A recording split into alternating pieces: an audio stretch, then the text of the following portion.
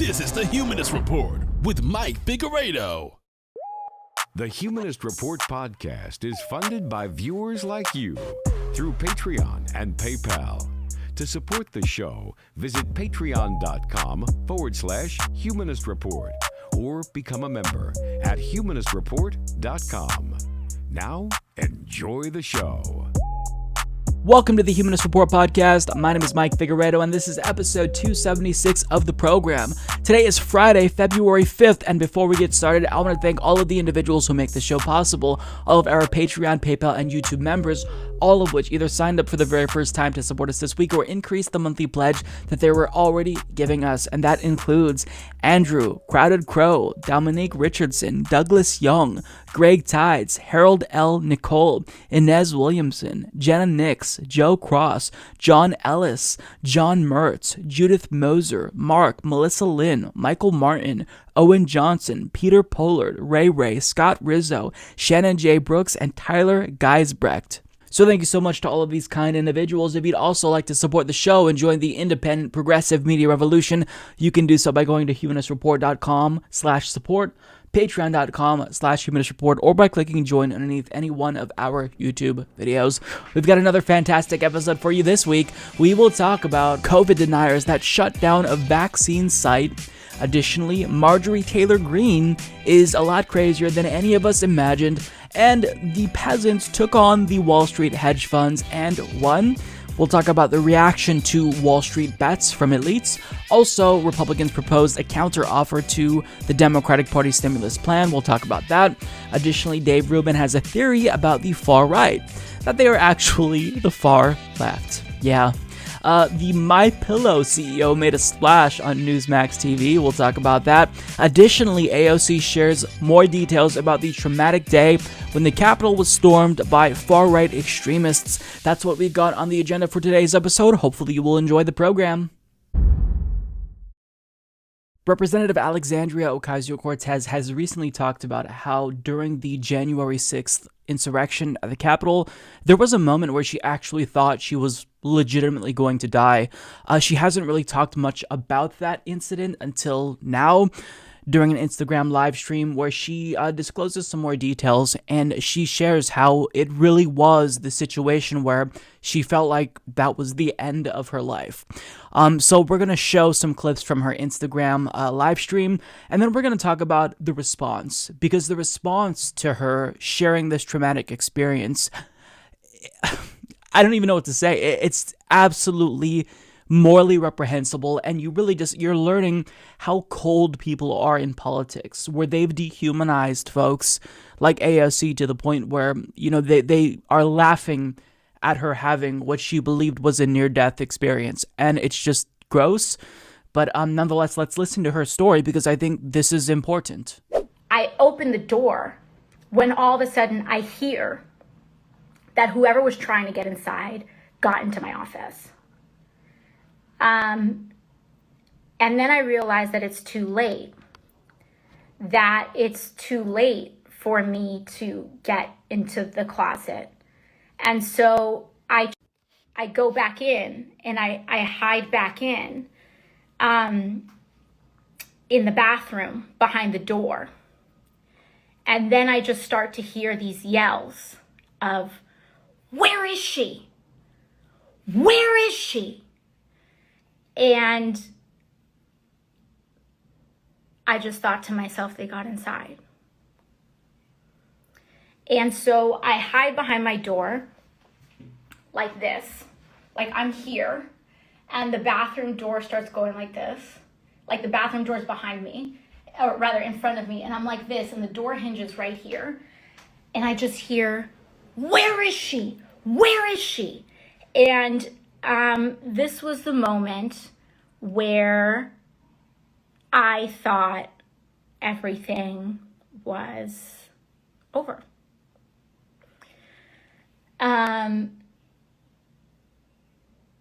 And the weird thing about moments like these is that you lose all sense of time. In retrospect, maybe it was 4 seconds, maybe it was 5 seconds, maybe it was 10 seconds, Maybe it was 1 second. I don't know. It felt like my brain was able to have so many thoughts in that moment, between these screams and these yells of, where is she? Where is she? And so I go down and I thought I was going to die. And I had a lot of thoughts. You have a lot of thoughts, I think, when you're in a situation like that. And like also one of those thoughts that I had was, I just happened to, be a spiritual person and be raised in that context. And I really just felt like, if this is the plan for me, then people will be able to take it from here. I had a lot of thoughts, but that was the thought that I had about you all. I felt that if this was the journey that my life was taking, that I felt that things were going to be okay. And that, I had fulfilled my purpose. That is horrifying. It sounds like a nightmare. Now, she later learned that the individual who was screaming, where is she, was a Capitol police officer. And once he came in, they still kind of got weird vibes, because if you're a Capitol police officer, shouldn't you announce that you are Capitol Police?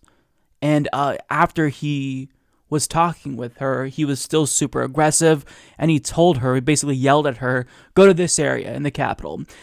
He didn't tell her which room they should be in this particular building, and when they got there, they ran there. They weren't escorted there.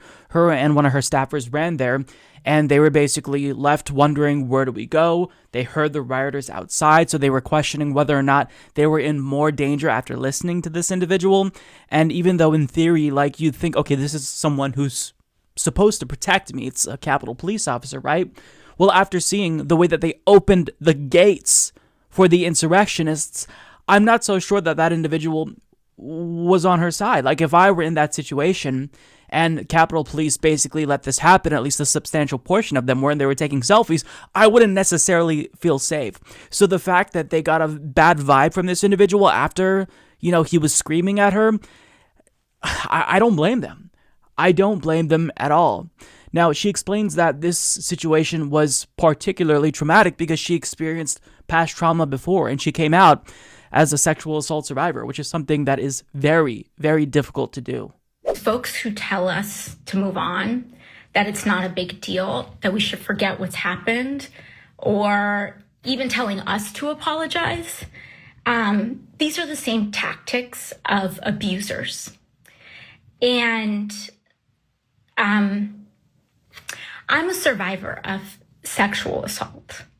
And I haven't told many people that in my life. But when we go through trauma compounds on each other.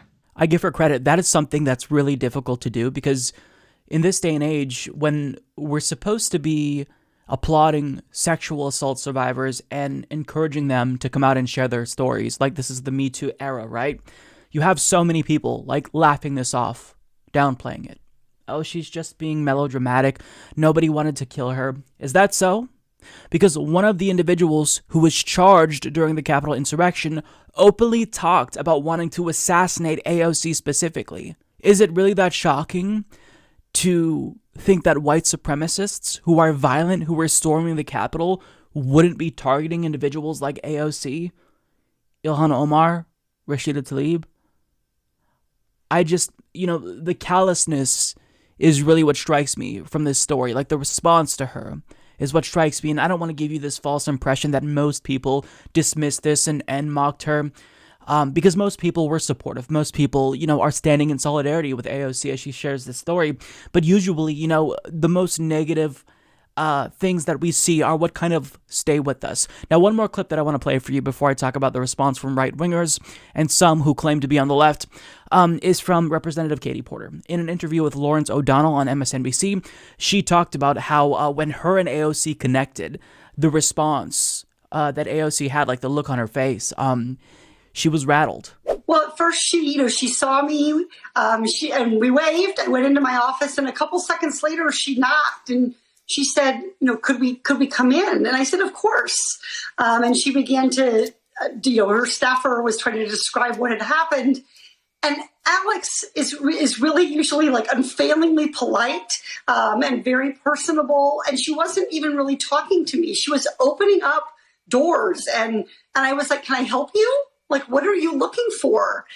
And she said, I'm looking for where I'm going to hide. And the thing that will always stay with me, the two memories that really, especially as a mom, I think were just really powerful for me was when she said, I was saying, well, don't worry. I'm a mom. I'm calm. I've got everything here we need. We could live for like a month in this office. And she said, I just hope I get to be a mom. I hope I don't die today. And the second thing is she was wearing heels. And I remember her saying to me, I was wearing flats. And I remember her saying to me, I knew I shouldn't have worn heels. How am I going to run? And we went and we found her a pair of sneakers to wear from one of my staffers so that she could run if she needed to literally run for her life. I can't imagine what she was going through. That sounds absolutely horrible. And this is going to be something that stays with her for the rest of her life. Like, she was already dealing with existing trauma, being a sexual assault survivor. But that moment, that's going to stay with her forever. She's going to carry that with her for the rest of her life. Speaking from firsthand experience, when you deal with psychological trauma, it doesn't just like go away. Like, you can't just get over it. As easy as that sounds, you can't. It stays with you for years and decades. But the response was just, as I alluded to earlier, I don't even know how to describe this. It's cold-hearted. So, right-wing conspiracy theorist Steven Crowder tweeted out an image of Karl Marx with the shirt that says "Seize the means of reproduction," and he wrote, "Allegedly, AOC's abuser was found." I'm not necessarily sure what the joke is here. Apparently this is supposed to be funny, but this is just his way of belittling her experience there. Michael Tracy tweeted out, "Good to know that any loopy delusion expounded by a politician must now be respected and, quote, believed under the aegis of trauma." Unreal. And it's not just right-wingers. There were some individuals who claim to be left-wingers, which I don't think that they're left-wingers if they're downplaying this. They're just laughing at this. Oh, well, she's being melodramatic. What about the folks who are dying because they don't have health care? Since she didn't agree to the strategy of force to vote, therefore that means she doesn't support Medicare for all, in my twisted view of the world. And therefore, I don't care if she thought she was going to die, because what about the people who are dying now? Like, the mental gymnastics that people jump through in their minds to downplay this, it just shows you that, like, there's no rationale, there's no logic, there's no human empathy. It's just like in politics, we've come to a point where we always work backwards from whatever conclusion we've arrived at. And some folks have just chosen to make AOC the enemy.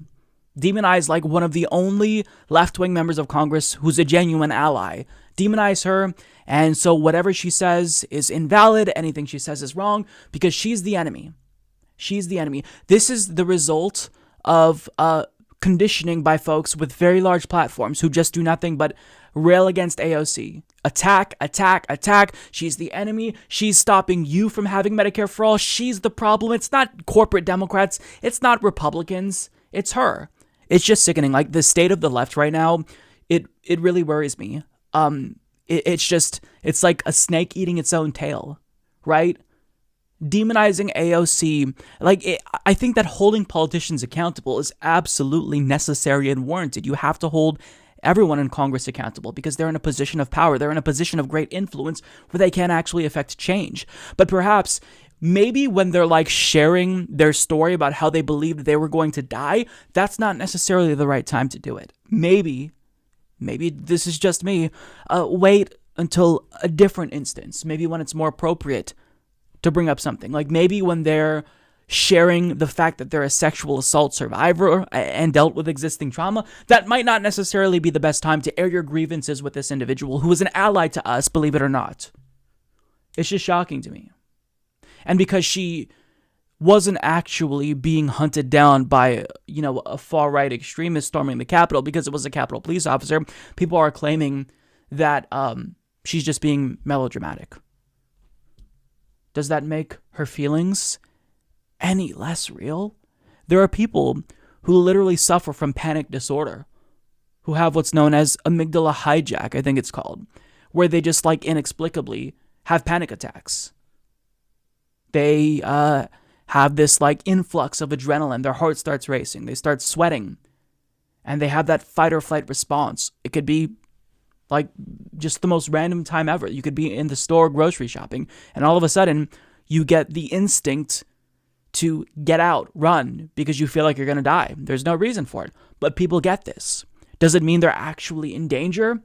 No, but are those feelings real? Yeah, they're pretty fucking real. They're pretty fucking terrifying. I'm speaking from firsthand experience, where you could just be doing the most random thing ever, watching a movie, you're relaxing, you're having a great time, and all of a sudden, there it goes. You're in full-on panic mode out of nowhere, and you feel like you're going to die. You have that instinct to run away, but there's nothing that's attacking you, so you kind of just sit there and you try to play it off because you don't want to look like an idiot in front of other people. But in your own mind, in your body, you're feeling all of this. It's not just psychological, it's physiological as well. Your heart's racing, and it's horrifying. Is there actually danger?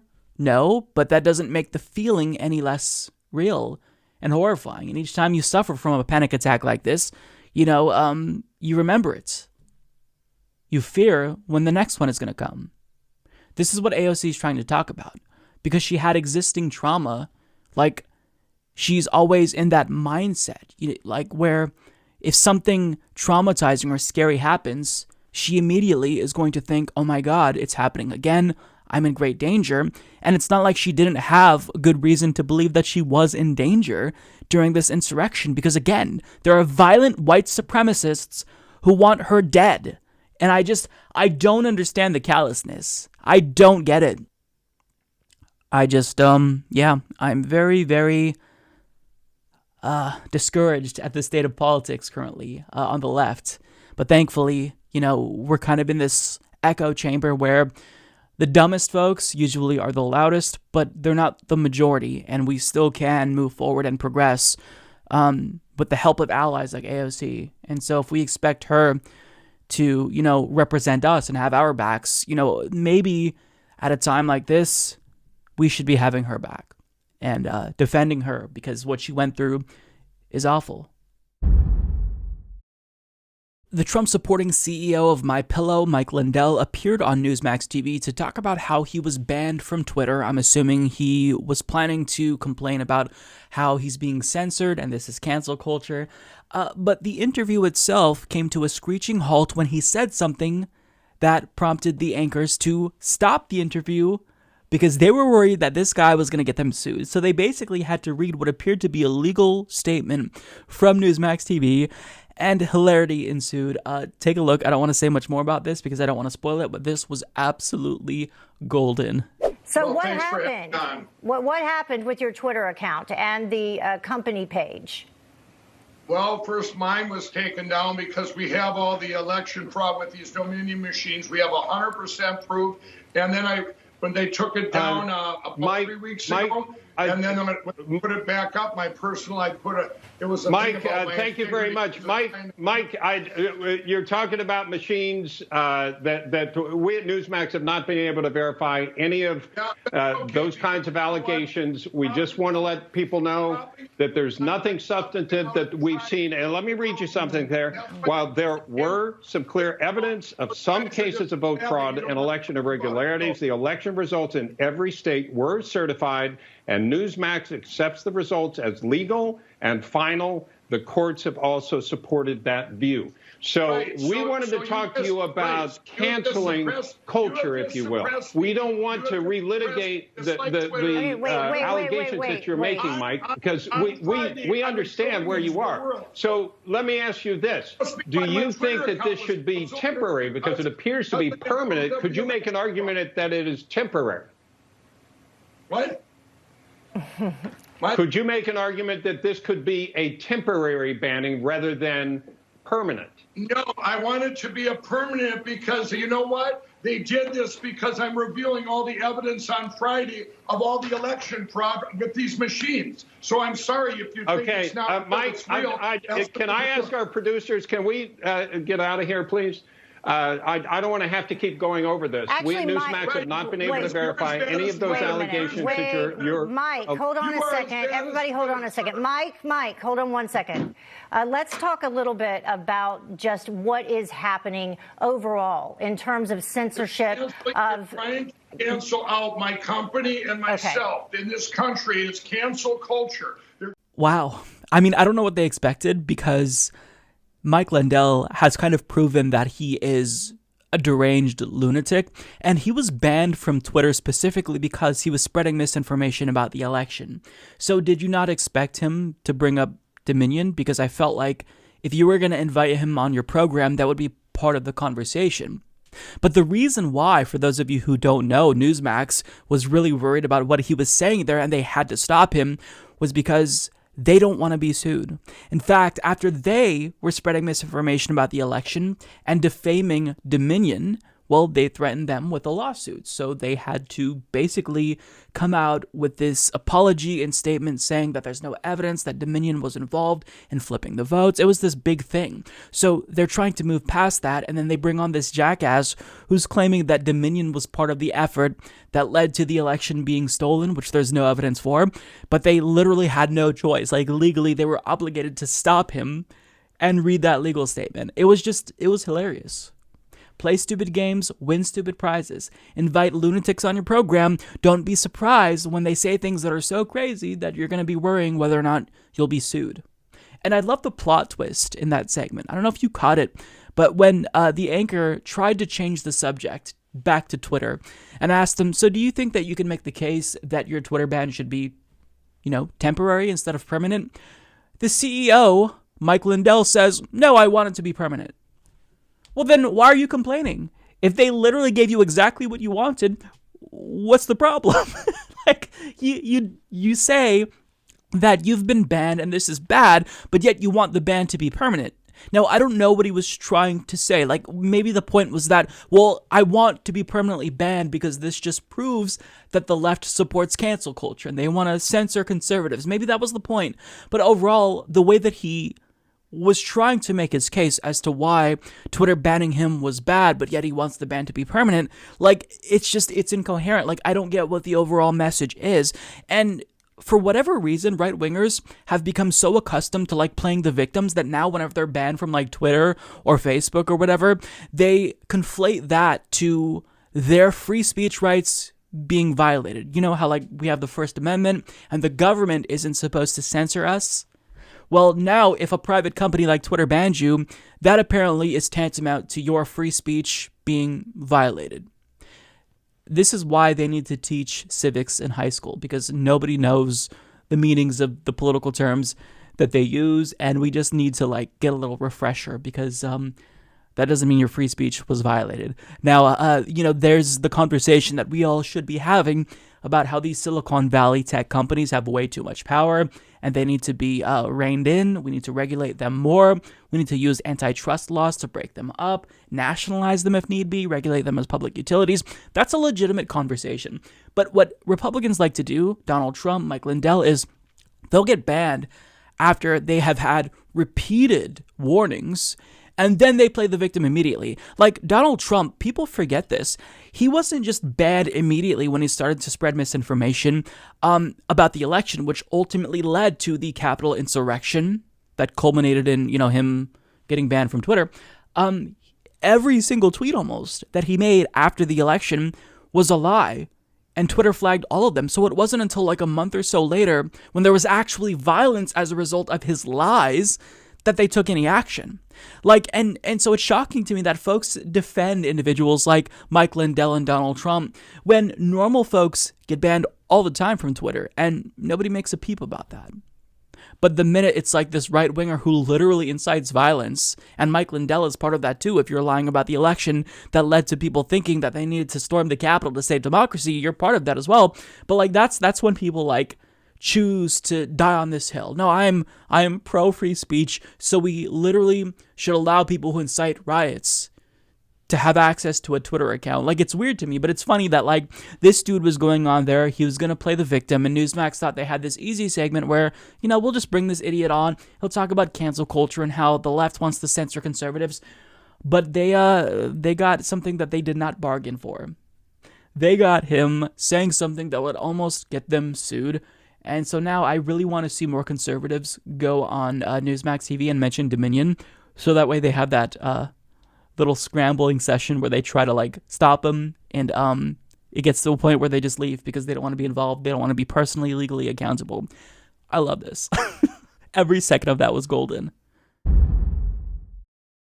It is almost impossible to keep up with all of the news regarding Marjorie Taylor Green, a congresswoman from Georgia's 14th congressional district.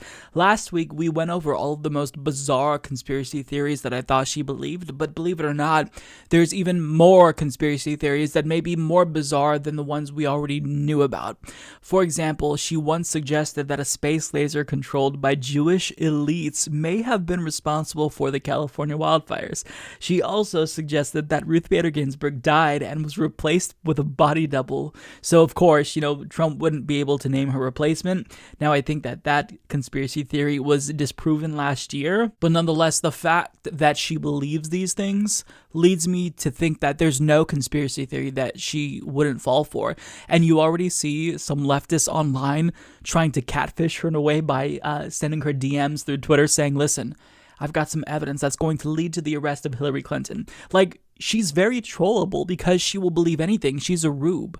Like, anything that has a hint of conspiracy to it or anti-Semitism, it seems like she'll gobble it up. It's honestly sad, especially because, like, we're not talking about some random individual who's lost. This is a policymaker.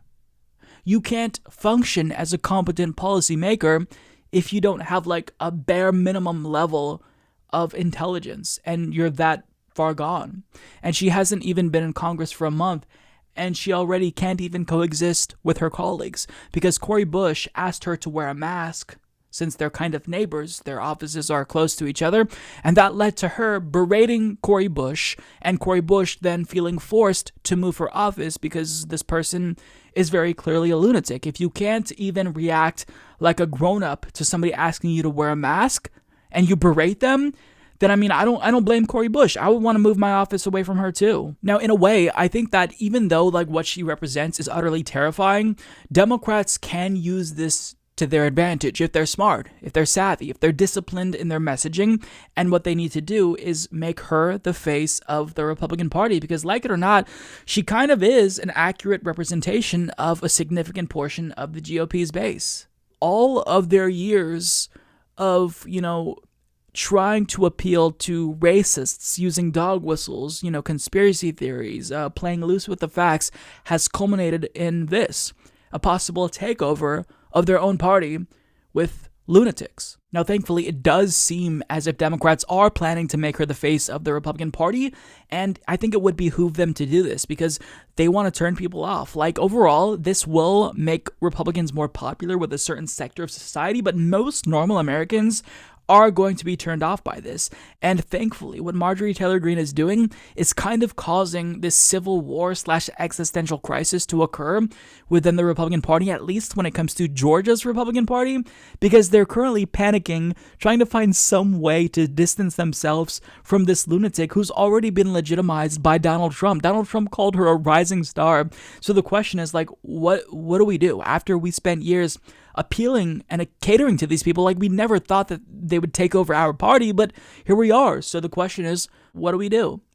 And this story is laid out beautifully by Mark Caputo of Politico, who writes, the Georgia GOP is tearing itself apart in a civil war. It lost 2 Senate seats in an ill-fated January runoff election, and the once Republican suburbs in metro Atlanta, the most populous part of the state, have bolted toward the Democratic side. Now it's contending with another budding public relations catastrophe. Representative Marjorie Taylor Green, the newly elected congresswoman whose extremist beliefs and promotion of bizarre conspiracy theories have rocketed her to national notoriety. The calls for censure and her removal from Congress don't appear to have damaged her standing in her conservative North Georgia district, and may have even strengthened the so-called QAnon congresswoman there for now. She tweeted Friday that she raised $1.6 million off all the controversy, and on Saturday told her 300,000 followers she just had a chat with the supportive Donald Trump, the former president who has referred to her as a future Republican star. This is what a nightmare scenario looks like. Yeah, I bet. And to that I say, you've made your bed, so now lie in it.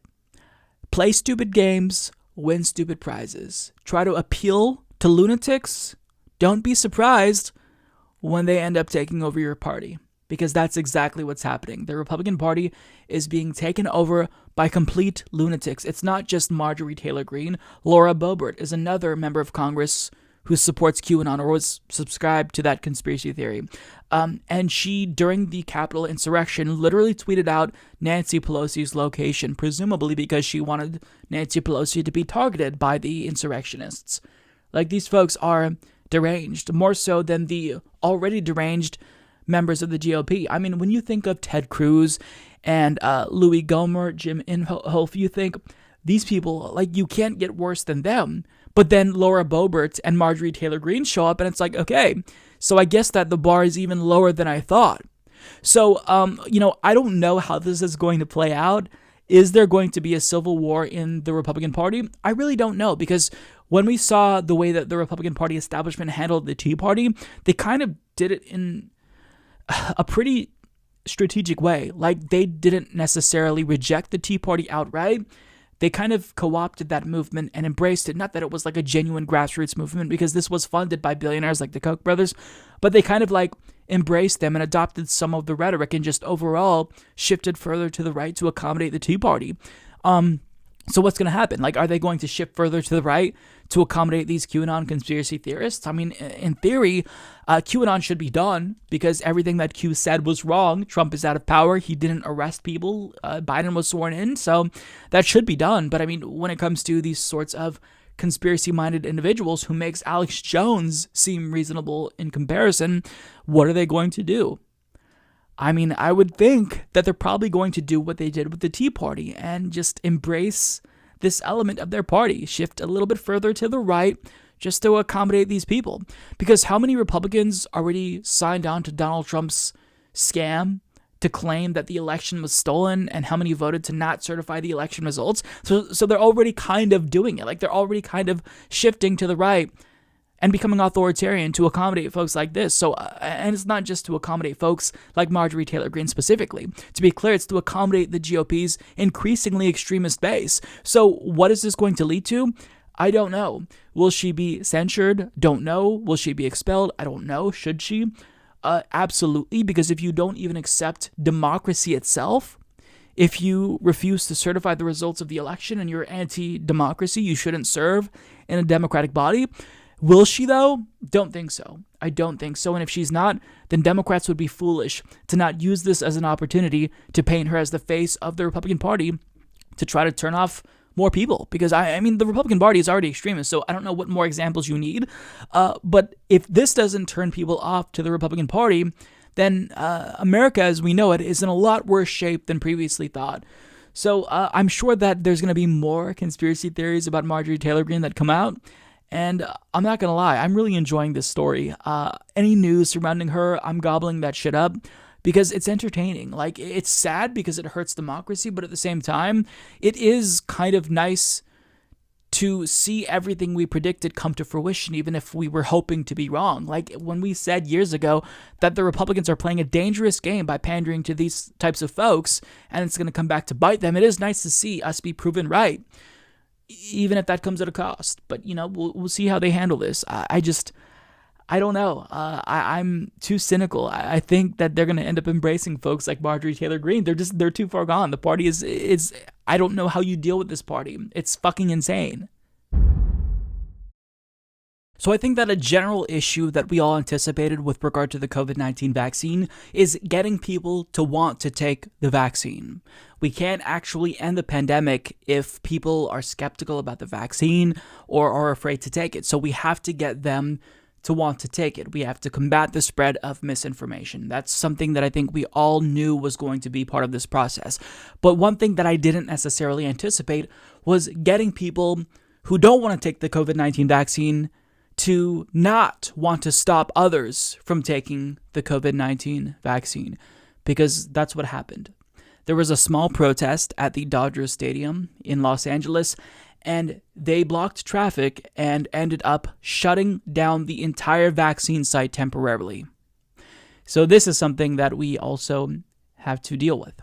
So as Mary Poppenfuss of HuffPost reports, anti-vaxxer and far-right protesters blocked the entrance of a mass vaccine site at Dodger Stadium in Los Angeles on Saturday, forcing officials to temporarily shut down the operation. Dozens of protesters holding aloft signs reading "Save Your Soul" and "COVID equals scam" halted traffic, stranding hundreds of people desperate to get the life-saving injections. The Los Angeles Fire Department closed the site at mid-afternoon, the Los Angeles Times reported. It was reopened about an hour later, reported NBC News. The protest was apparently organized on social media. The quote-unquote scamdemic march organizers warned participants to refrain from wearing Trump/MAGA attire, as we want our statement to resonate with the sheeple, the Times reported. This is completely wrong, said German Jack Hez, who drove some 6 hours to get to the site.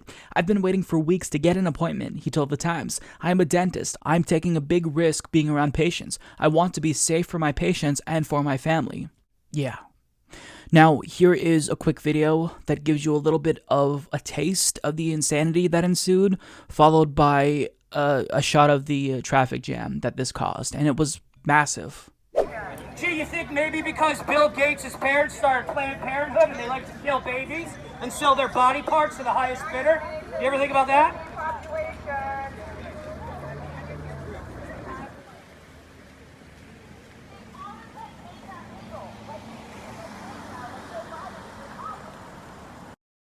Needless to say, my faith in humanity is at an all-time low. There were these fact sheets, quote-unquote fact sheets, that were handed out to people in cars, and some of these so-called protesters were harassing individuals in cars, calling them sheeples and whatnot. There's actually a clip of that as well. Being a byproduct of Bill Gates. I think so, yeah.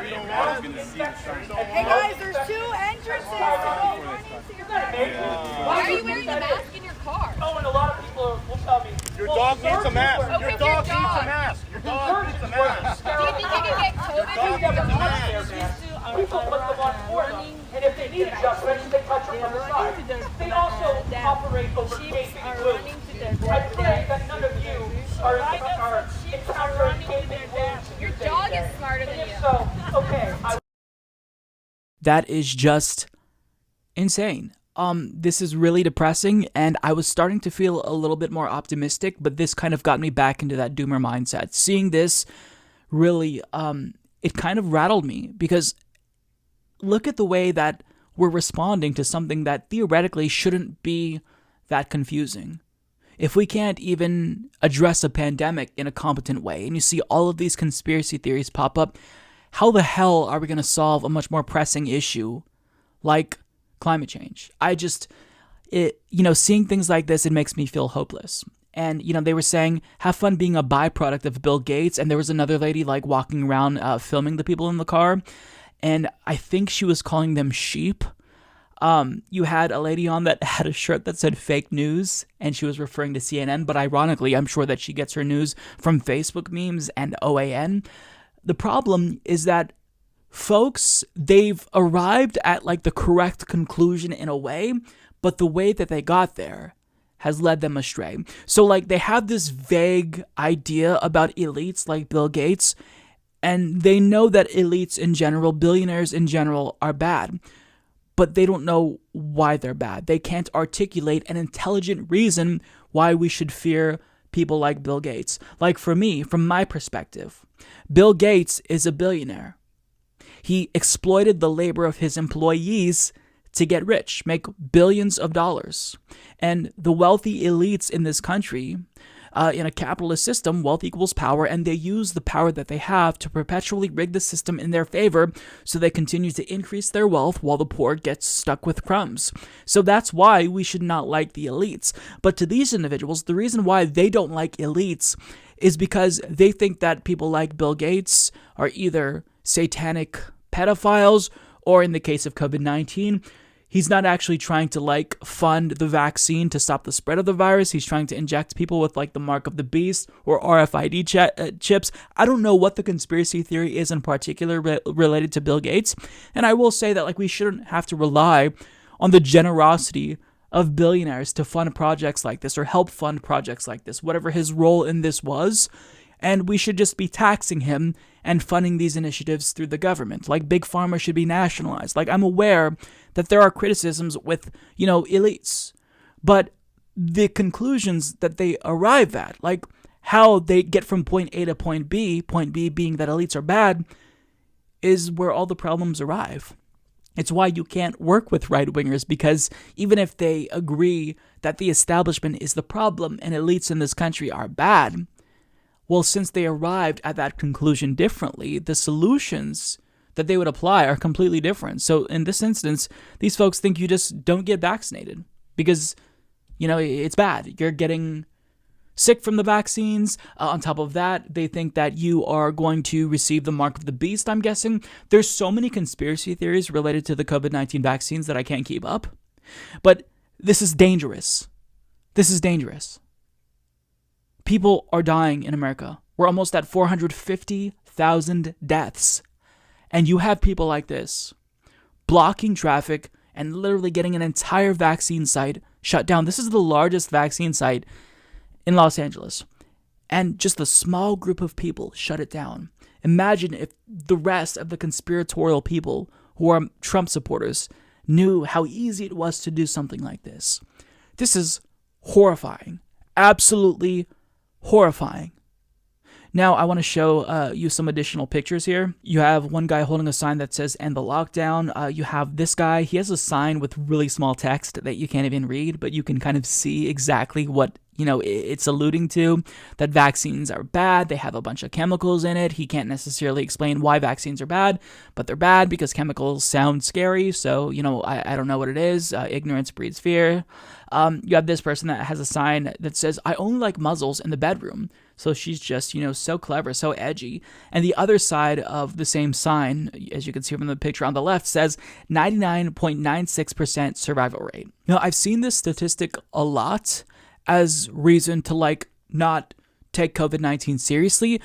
First of all, that's wrong. That is not the survival rate. It's about 1%, but it really varies depending on your age, your medical conditions, if you have any comorbidities. And furthermore, when you just look at that number, 1%, it seems small in a vacuum, but we as human beings, we don't exist in a vacuum. So you need some perspective here. Back in May of 2020, the attending physician for Congress predicted about 70 to 150 million Americans would contract COVID-19. Now, currently, we're not there yet. We're at around 26 million cases with 440,000 deaths.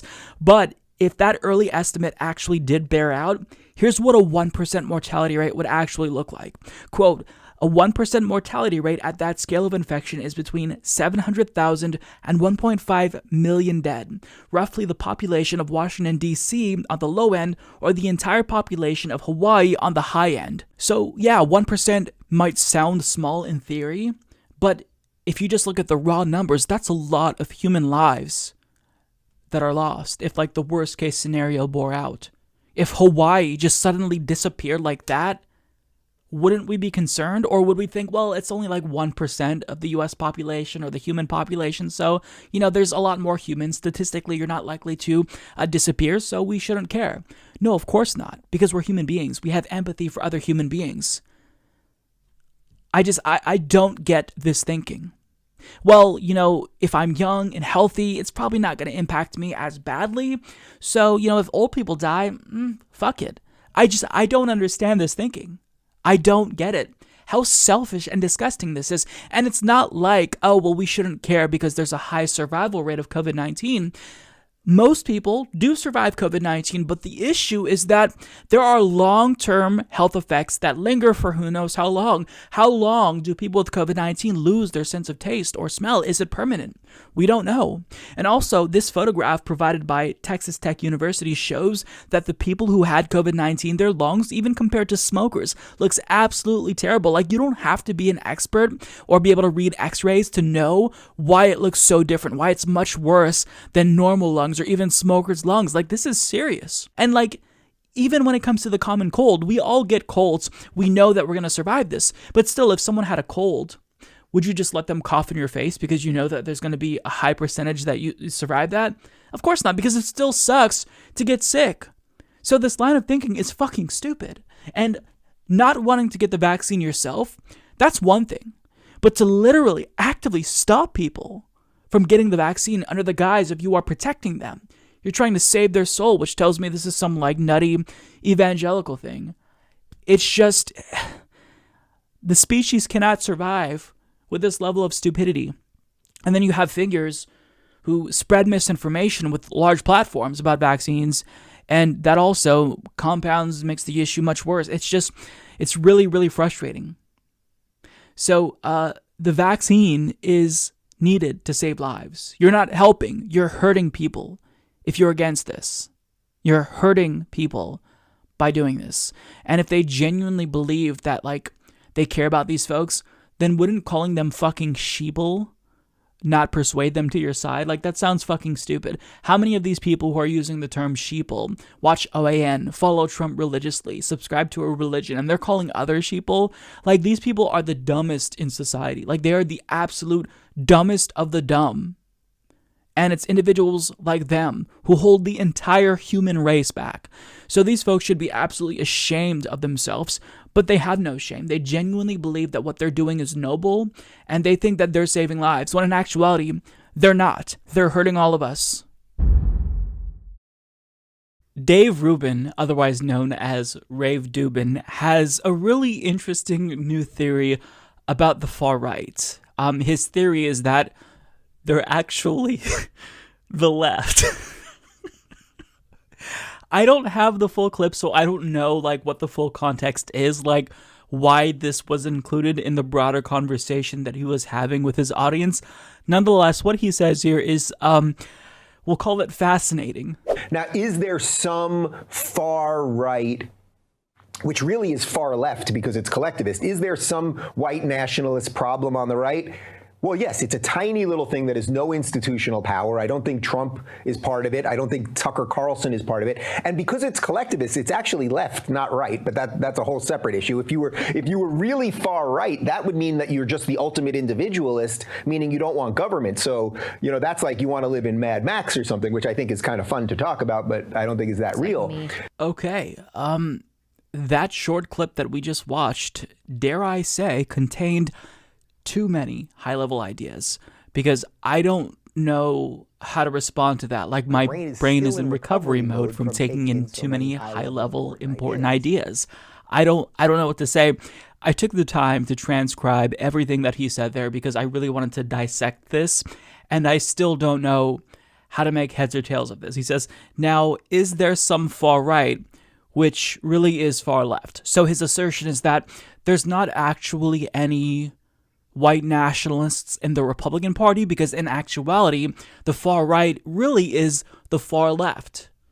And the evidence for that is, well, the far right, white nationalists specifically, they're collectivist. And since collectivists are leftists, that means that white nationalists are actually leftists. So that conveniently solves the white nationalist problem that the Republican Party currently has, and it is now all of a sudden a problem that the Democratic Party has to deal with, I'm assuming. This is a very, very, it's an interesting take. The difference is that, would I describe white nationalists as collectivists? Because I kind of feel like he doesn't know what that means. I think that white nationalists, more specifically, are tribalists. Sure, they do prioritize the group over the individual as collectivists do. But the difference is that collectivists, generally speaking, from the standpoint of economic politics, they are looking at this from the perspective of, in a civilized society, isn't it better that we pool resources so everyone benefits, rather than letting some individuals go hungry, go homeless? Like, it's that battle between wit versus yo-yo. Wit is W-I-T-T, we're in this together, versus you're on your own. It's a very simplistic economic philosophy. And so what he's saying is that white nationalists are actually collectivists, because collectivists, since they prioritize the group, well, by definition, that makes white nationalists who prioritize white identity over everything else leftists. It's some really interesting logic. You have to make a lot of leaps from point A to point B. Ultimately, what this proves is nothing. The point he's making doesn't really make any sense. I think I've been a little bit too generous and charitable in trying to make sense of what he was saying. If white nationalists, like, to the extent that they actually support collectivism, it's to the exclusion of everyone who is not white. So if they theoretically support a welfare state, which we don't know that all white nationalists do, maybe some do, it is to the exclusion of everyone else, not necessarily collectivist. That's more tribalistic. But he also said something in here that's really interesting. So he says that white nationalists, are they a problem on the right? Well, yes. It's a tiny little thing that has no institutional power. He then goes on to name two very popular white nationalists with lots of institutional power. He says, I don't think Trump is part of it. I don't think Tucker Carlson is part of it. Now, I don't know why he name-dropped these two individuals, but Donald Trump was the president of the United States.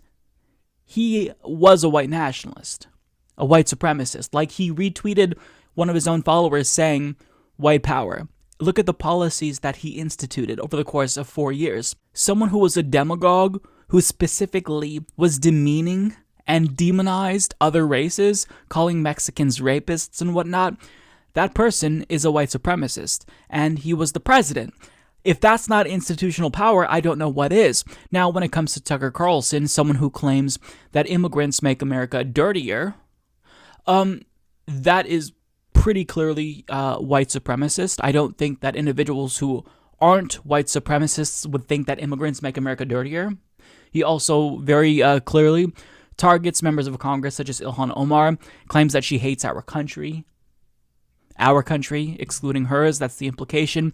But he doesn't have institutional power, according to Dave Rubin, when he's the host of the most popular news show in the country, on the most popular news network in America. So finally, he says, if you were really far right, that would just mean you're the ultimate individualist, meaning you don't want government, so that's like you want to live in Mad Max or something, which I think is kind of fun to talk about, but I don't think is that real. So his view of political ideology is really, really oversimplified, and I don't think he has a grasp of the political terminology that he's using. I just don't understand why he has a show. Like, he has to be the dumbest person in all of political commentary. And this is across the left, the right. I'm including the most extreme figures.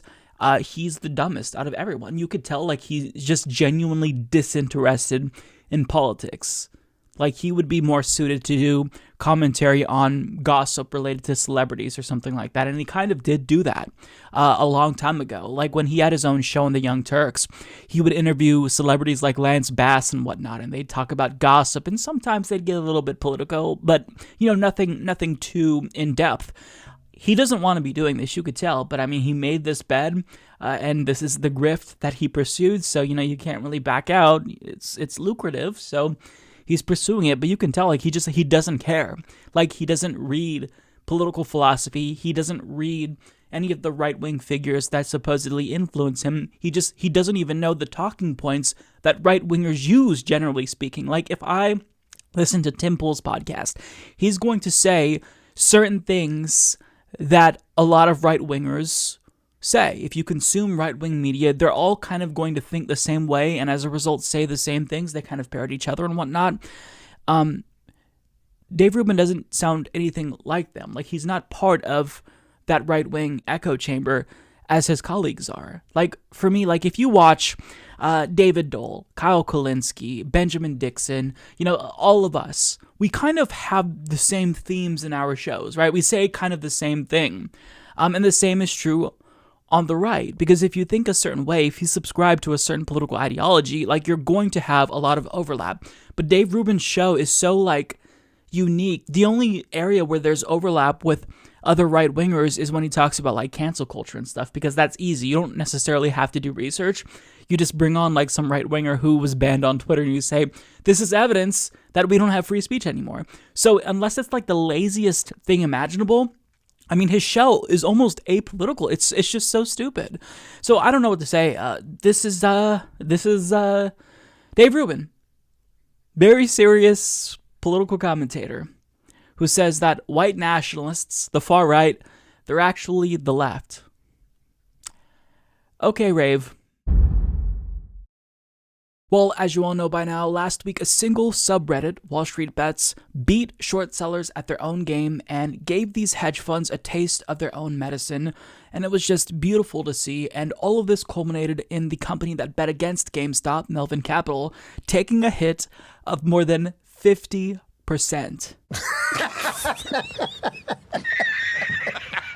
You love to see it. This really is a David versus Goliath story, and what I also love about this story is it proved to normal Americans that the system is rigged against you, and that was especially evident when Robinhood, Interactive Brokers, and Webull all literally stopped allowing people to buy shares from GameStop and AMC, all to protect these hedge funds that bet against GameStop. Now, we'll go to a story from The Intercept where they talk about how this really demonstrates how financial tech firms have far too much power and have to be reined in. But first, I do want to have some fun because I want to talk about some of the reactions I didn't get a chance to talk about last week that just really made my day. First of all, I've got to share this clip from MSNBC. The butthurt here is palpable. This elite does not like that the peasants beat the elites at their own game. You're learning here. Maybe it's fun, fine, maybe it's a movement, but be prepared to lose 80 to 90% of it, and if it's still worth it, then have at it. But the biggest loss of capital here will be the human capital of young men who are sitting and staring at their phone and watching the price of Bitcoin or the price of AMC. And ask yourself, would you be better off taking that 1, 2, or 3 hours a day and working out, trying to form relationships with mentors, with romantic relationships, with people at work, getting great at something so you can be the person on the other side of the trade? The greatest loss in capital here is from young men who are more prone to gambling addiction, who don't understand the markets. I think we are setting ourselves up similar to how there's a ton of young women out there who became very depressed by sitting in their rooms looking at Instagram. Self-cutting and self-harm skyrocket. I think you are going to see an explosion in young male depression, and I think a lot of it is going to be reverse engineered to apps that convince you you're part of a movement or physically addict you to your phone. Ask yourself, would your time staring at Robinhood be better spent somewhere else? That is the real capital destruction that is taking place. I'm sorry. What? That's a bit of a stretch. What do you say? He's concerned about you. He's not concerned about these hedge funds that are losing money because of you. He's concerned about you. Like, shouldn't you be off of your phone? Shouldn't you put down the phone, turn off Robinhood, go out there and take a walk? The fact that he said this and thinks people are going to take him seriously is hilarious. Another clip that I have to share with you is from real-life Monopoly man, billionaire hedge fund manager Leon Cooperman, who literally claimed on CNBC with a straight face that this is an attack on the wealthy. The reason the market is doing what it's doing is people are sitting at home getting the checks from the government, okay? And this fair share is a bullshit concept. It's just a way of attacking wealthy people. And, I think it's inappropriate. We all got to work together and pull together. He literally said that. They're attacking wealthy people. Oh, no. Dude, are you serious? He can't be serious. Do you think that people care about wealthy people when how many Americans are losing their jobs, are struggling to put food on the table, not even making a living wage? You think that we care about elites because they lost money? I think they're going to be okay. And we actually have some live footage of elites reacting to Wall Street bets and GameStop. Another was Sarah Carver. Although at the time he wasn't sure he wanted to accept the gift. Nick, do you think he'll let us stay? No, this place is ugly anyway. You and me, we're family. Promise never to drift away. And no one's ever gonna break us apart.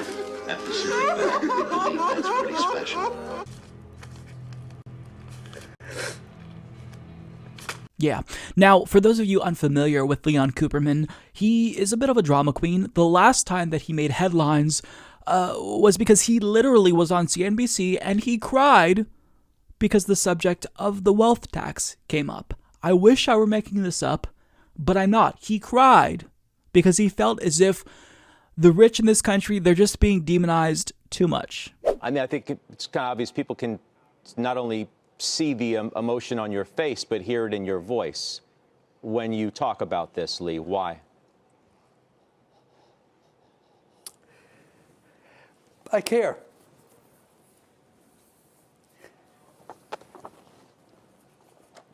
That's it.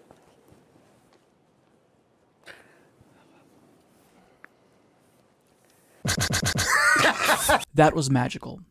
Now, we've had our fun, so on a more serious note, I do want to talk about what is, I think, obvious, what I hope should be obvious to everyone, that we shouldn't allow these financial tech firms to be able to manipulate the market on behalf of these hedge funds. They shouldn't have that much power. They have to be reined in. And The Intercept laid out this argument beautifully. This is by Timmy Iwayemi and Max Moran, who argue, despite hedge fund bros, retail investors led a surge in GameStop's stock price largely through the trading app Robinhood. While progressives relished watching Wall Street's old guard scramble amid the chaos, financial tech firms like Robinhood, apps for lending, investing, and so on certainly aren't seeking an end to financial capitalism. Indeed, once Wall Street began shrieking about amateurs beating them at their own absurd game, Robinhood warned against the very market volatility it was facilitating, then shut down trading of GameStop and other memed stocks, leading to at least one class action lawsuit and Senate and House progressives calling for investigation.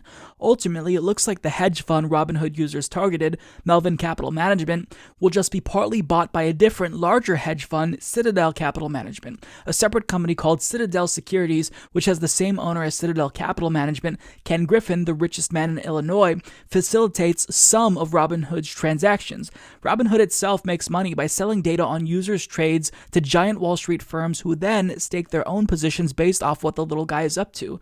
The Securities and Exchange Commission also charged Robinhood last month for offering bad trading prices to unsuspecting users, since those trades were routed through firms paying Robinhood. If true, Robinhood's users were effectively paying a premium on their trades despite the app marketing itself as commission-free. This took place between 2015 and late 2018 when Robinhood was growing rapidly, according to the SEC. You wouldn't know any of this from Robinhood's faux populist marketing about democratizing finance, but much like traditional Wall Street and big tech firms before it, financial tech is building an echo chamber of industry voices and former regulators to ease oversight and permit its predatory practices. These range from, as The Intercept and Type investigations have previously reported, high-interest lending like Best Egg to legitimately novel efforts, at least in our lifetimes, to privatize and surveil the basic operations of the monetary system. Responding to fintech will be a key regulatory challenge for the Biden administration, but it enters this fight with one hand already tied behind their backs. American financial law vastly predates the digital era and is often ill-suited to describing online financial activity, and plenty of fintech firms design themselves to deliberately evade falling under any legal classifications and regulations that follow them. Now, the conclusion, as Bernie Sanders concisely puts it, is that the business model of Wall Street is fraud. That's exactly what this is. That's what we're seeing here.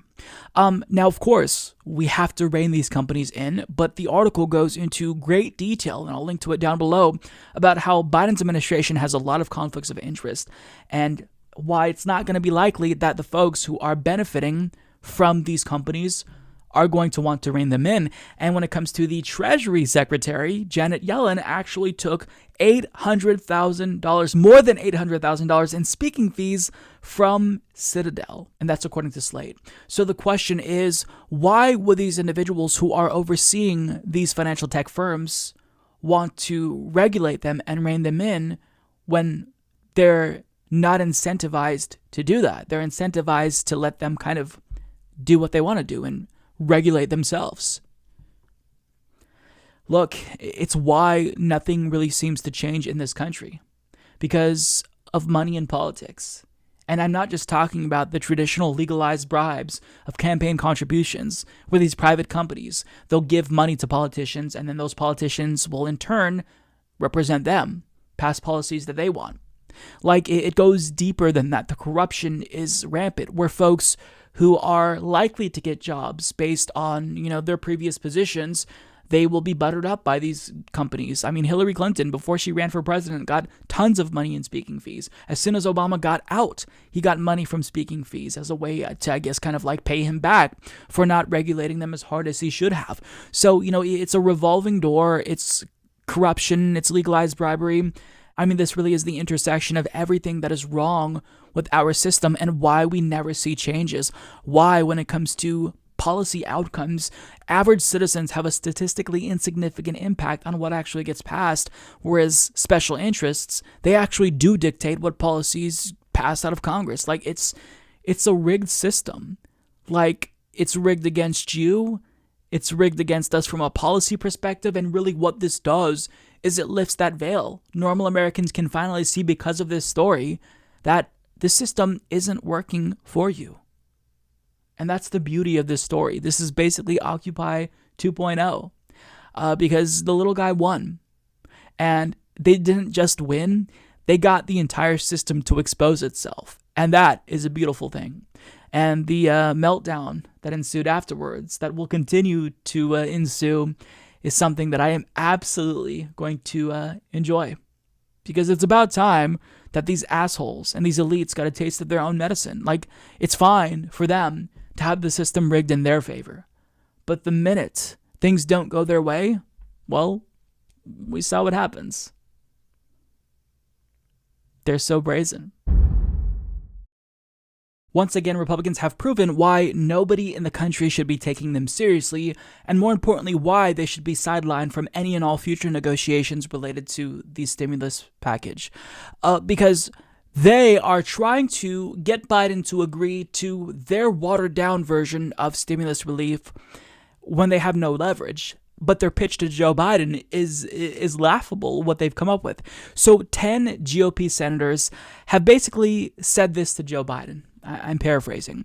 Hey, we know that you're trying to promote this idea that you want to unify the country. We hear Democrats talking about abolishing the filibuster and passing policies using budget reconciliation. We'll make it easier for you. You don't have to do any of that. We'll give you the 10 votes that you need. No questions asked. All you have to do is basically everything that we want you to do. Take your $1.9 trillion package that you already admit is insufficient and make it completely inadequate to the point where it doesn't do anything. That's basically the pitch. Like, of course, I'm being less charitable, but you have these 10 so-called moderate senators who actually think they have the leverage to pull this off. Now, I know that Democrats usually get rolled by Republicans in Congress, but this is so laughable, so painfully idiotic, that I can't see how anyone goes for it. So they're saying they're going to give Joe Biden the 10 votes that he wants if he agrees to these conditions. This is according to Jeff Stein of the Washington Post. So when it comes to his plan, if he cuts 3 months of unemployment insurance, knocking it down by $100 a week, cuts $350 billion in aid for states and cities, cuts the monthly child benefit, removes the $15 an hour minimum wage increase, reduces checks from $1,400 to $1,000, cuts parts of school funding, then they'll be more inclined to go along with it. Additionally, they want to further means test the already means tested survival checks. So that way, instead of making the threshold, means tested above $75,000 per year in income, they want to means tested above $40,000. Like, that's insane. Also, they want no money to assist renters in need who face eviction if they have lost their jobs. It's almost like they're trolling in a way. Like, this is that laughable. How about this? If I'm Joe Biden, if I'm the Democratic Party, I'm telling them, we're just going to go ahead and pass this stimulus package without you, and then you get to explain to your constituents why you denied them relief. Why we voted to give them money, but you said, no, I don't want to give my constituents money. You have no leverage here. We don't need you. It'd be nice to have you, but if you don't get on board with this, then fuck off. You're the one who has to explain yourself. We'll do this without you. Now, the question is whether or not Democrats will actually allow this to happen. Joe Biden is holding a meeting with these 10 Senate Republicans, which I think is not even something he should be doing. It doesn't necessarily seem like he's willing to budge, at least according to his press secretary, because he already knows that the $1.9 trillion proposal isn't enough. So he doesn't necessarily seem to want to, go even smaller when the idea is maybe we should even be going bigger. But the fact that he's meeting with them and even humoring them, I think, is too much. Thankfully, though, the Congressional Democratic Party leadership doesn't seem to even want to waste their time entertaining this stupidity. Pelosi's office actually announced a joint budget resolution that lets them pass the plan using budget reconciliation, and Democratic Party members of Congress in general seem to be just dismissing it outright, according to Jeff Stein of the Washington Post. So, we'll just have to wait and see. When you get a proposal like this that is so unreasonable, to even entertain it is a joke. Imagine if when the Republican Party was considering their tax cut plan for the rich, and Democrats said, listen, the only way we'd go along with this is if you put Medicare for all in your plan. That's the level of unreasonableness here. They'd say, well, why do we need to put Medicare for all in this? We don't support Medicare for all, and we don't need Democratic Party votes to get this passed. It's the same thing. They want you to take this bill, water it down to the point where it's not even the same bill, and make it effectively meaningless. Also, they comply with you? No, it doesn't work like that. Okay? If there is no bipartisanship, it's because of you, not because of Democrats. Do you understand? And Democrats, the problem is that they need to be disciplined. They're never disciplined in their messaging, and they always allow Republicans to monopolize discourse in this country. They need to actually hold their ground and say, look, we reached out to Republicans. We tried to let them get some input here, but all they wanted to do was further water down, further means test what was already not enough. So we had no choice. We had to go without them. And we gave everyone in this country more economic relief when they, watered it down. What it seems like they're basically trying to do is force Joe Biden's hand, getting him to prove that he was serious about unity. And if he slaps this down, then I guess he wasn't serious about unity in their eyes. But okay, if you make it seem like he's going back on that promise to unify the country, you're simultaneously forcing him to go back on other promises. Like, he already promised $2,000 checks and it's down to $1,400. And you're saying, no, further water down that promise, which was already watered down, effectively cut the 2,000 check promise in half. And you're using this to convince him. It doesn't make sense. Trying to make sense of this is unnecessary because it doesn't make sense. It's unreasonable. They're clowns, and nobody should be taking them seriously. If I'm Democrats, I'm sidelining them, and we don't ever meet them halfway, because they would never do that. If they want to actually help the American people, we'll welcome them. We'll welcome their input. But they're very deliberately slapping down something that isn't even sufficient when we're in a crisis in America. So we don't get blamed for that. They get blamed for that. And if Democrats somehow end up letting them capture the narrative here, then that's on them. That's their own stupidity. If they get rolled, that's on them, because you have all the leverage in the world right now. They should be laughed out of the room. That should be the response. Joe Biden shouldn't even be humoring them with the meeting. I think that's stupid, right? But he wants to at least put up this facade that there's going to be unity, but there's no unity because you have a party that's completely captured by extremists. So do what you need to do. pass relief and then brag about it and claim that you did it without Republicans. That's how you own them. Actually go bigger. Don't go smaller. You already watered it down. You don't need to water it down further to appease these dipshits like Susan Collins. Bernie Sanders is now the Senate Budget Committee chairman, and he is already flexing his muscles, and this is just truly, it's awesome to see. It gives me at least some hope. A little bit. Not like a lot, but some hope.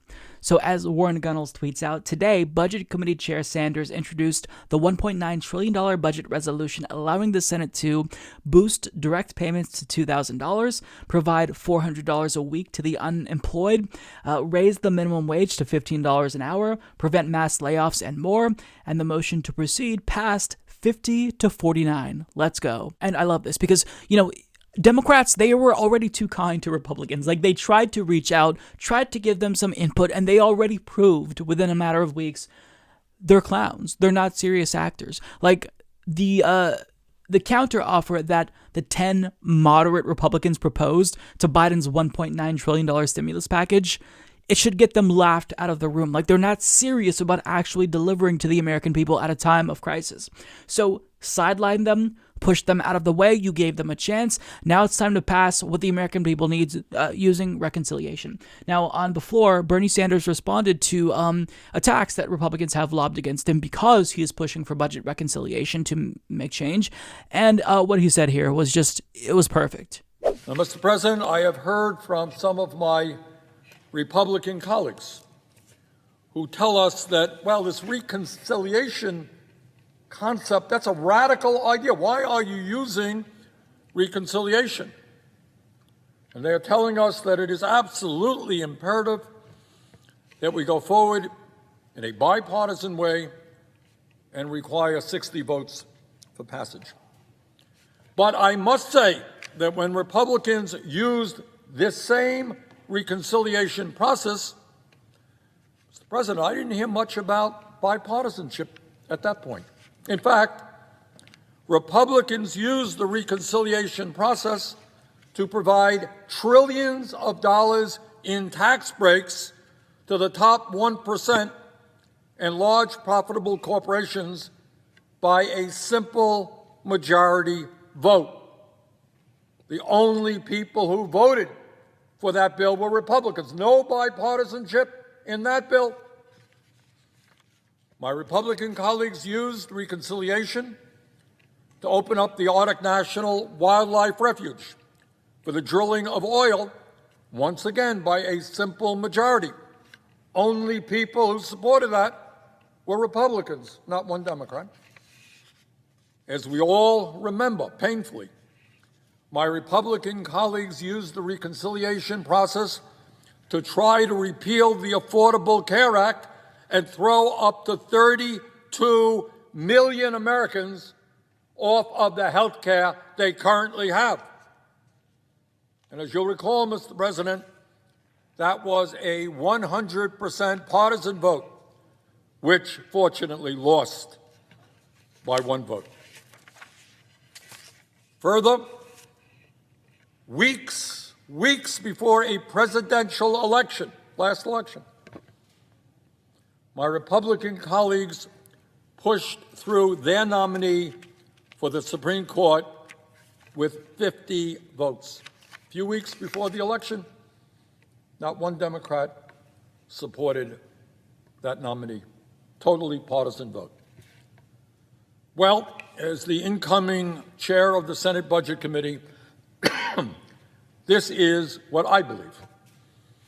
If Republicans can use reconciliation to help the wealthy and the powerful and pass legislation strongly opposed by the American people, we can and must use reconciliation to help Americans recover from the worst economic and public health crisis in the modern history of our country. This is why I love Bernie Sanders. Because he's calling out the GOP's hypocrisy, a blatant double standard. Why is it acceptable to use budget reconciliation if we're delivering tax cuts to the rich, or if we are confirming a Supreme Court nominee that corporate America really, really wants on that court. But the minute we try to actually push through things that help the American people, especially at a time of crisis, well, all of a sudden, we're questioning, where's the bipartisanship? Why can't we work together? Why can't we hold hands and sing Kumbaya after we've been obstructing everything that Democrats have tried to do for the last, 10, 15 years? I mean, Republicans they're not serious. They're a party that has been hijacked by not only extremists, but private interests, corporate America. And it's not like the Democratic Party isn't also, controlled by big business, but the Republican Party, they're not even trying to pretend to represent people. They won't even do the bare minimum. And if you want people to spend money, have purchasing power to buy the things that capitalists produce, then you can't bleed them dry. You can't only give them crumbs and expect the wheels of capitalism to keep on turning. That's just not the way that it works. So Democrats, at least being capitalists that they are, acknowledge that if we don't have money to buy all of the goods and things that capitalists make, or their workers make to be more specific, then the system isn't going to work. But Republicans have become ideologues. They are only about delivering to corporate America. And if they can't actually deliver anything to corporate America, if it's just about helping out normal Americans, then they're not in favor of it unless there's something for their corporate donors. It's why they agreed to the CARES Act, only because there was a bailout for large multinational corporations. So it's just, they're so transparent. And Bernie Sanders is basically stating the obvious, but it doesn't get said enough in D.C. So I love what he said there, and I'm looking forward to seeing the way that he governs as the chair of the Senate Budget Committee. Love it. When Donald Trump withdrew from the JCPOA, otherwise known as the Iran nuclear agreement, and started saber-rattling against Iran and almost bombed them, according to multiple reports, I thought there's no way that the next administration, if it is democratic, is going to be able to get us back into this peace agreement with Iran, because that's effectively what the JCPOA was. It was a peace agreement. Iran agrees to not enrich uranium to a certain extent, and as a result, there's no justification for an invasion or regime change when we get, a bloodthirsty administration that wants to actually do regime change. And, we came close during the Trump years with John Bolton in his ear. But I was pleasantly surprised to learn that Iran was actually willing to come to the table, and the president of Iran actually had called on the incoming Biden administration to re-enter the agreement. So I thought, wow, maybe this is possible. Maybe this can work. Except fast forward to today, and Biden's administration is dragging its feet when it comes to renegotiation of this agreement. And I don't know if Joe Biden is going back on his campaign promise to re-enter the Iran nuclear agreement, or if there's a saboteur in the ranks of the Biden administration who is trying to make peace less possible. I'm talking about Anthony Blinken. And let me just say, before we get into the specifics here, that if the Biden administration fucks this up, then the next Republican administration is definitely not going to re-enter this peace agreement. They're definitely going to continue to escalate and ramp up the tensions, as Trump did. So we have one chance. We can't mess this up, but they're already bungling it. And we got signs that this would be the case when Secretary of State Anthony Blinken emphasized the importance of consulting with Israel before re-entering the Iran nuclear agreement. We don't have to consult with another country about our relationship with a different country that doesn't involve them, especially when that government who we are supposedly going to be consulting with is hell-bent on escalation and regime change. We then learned that Secretary Blinken was fear-mongering about Iran, suggesting that they could be weeks away from having material needed to build a nuclear bomb.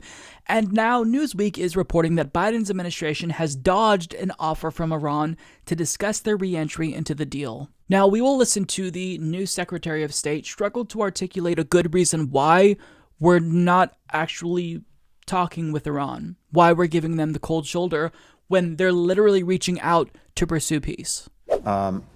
With regard to Iran, President Biden has been very clear in saying that if Iran comes back into full compliance with its obligations under the JCPOA, the United States would do the same thing, and then we would use that as a platform to build with our allies and partners what we called a longer and stronger agreement, and to deal with a number of other issues that are deeply problematic in the relationship with Iran. But we are a long ways from that point. Iran is out of compliance on a number of fronts, and it would take some time, should it make the decision to do so, for it to come back into compliance, and time for us then to assess whether it was meeting its obligations. So we're not there yet, to say the least. And then with regard to how we would engage this issue if Iran decides to come back into compliance, I can tell you that we will build a strong team of experts, and we will bring to bear different perspectives on the issue. This is something, I would say this across the board, by the way.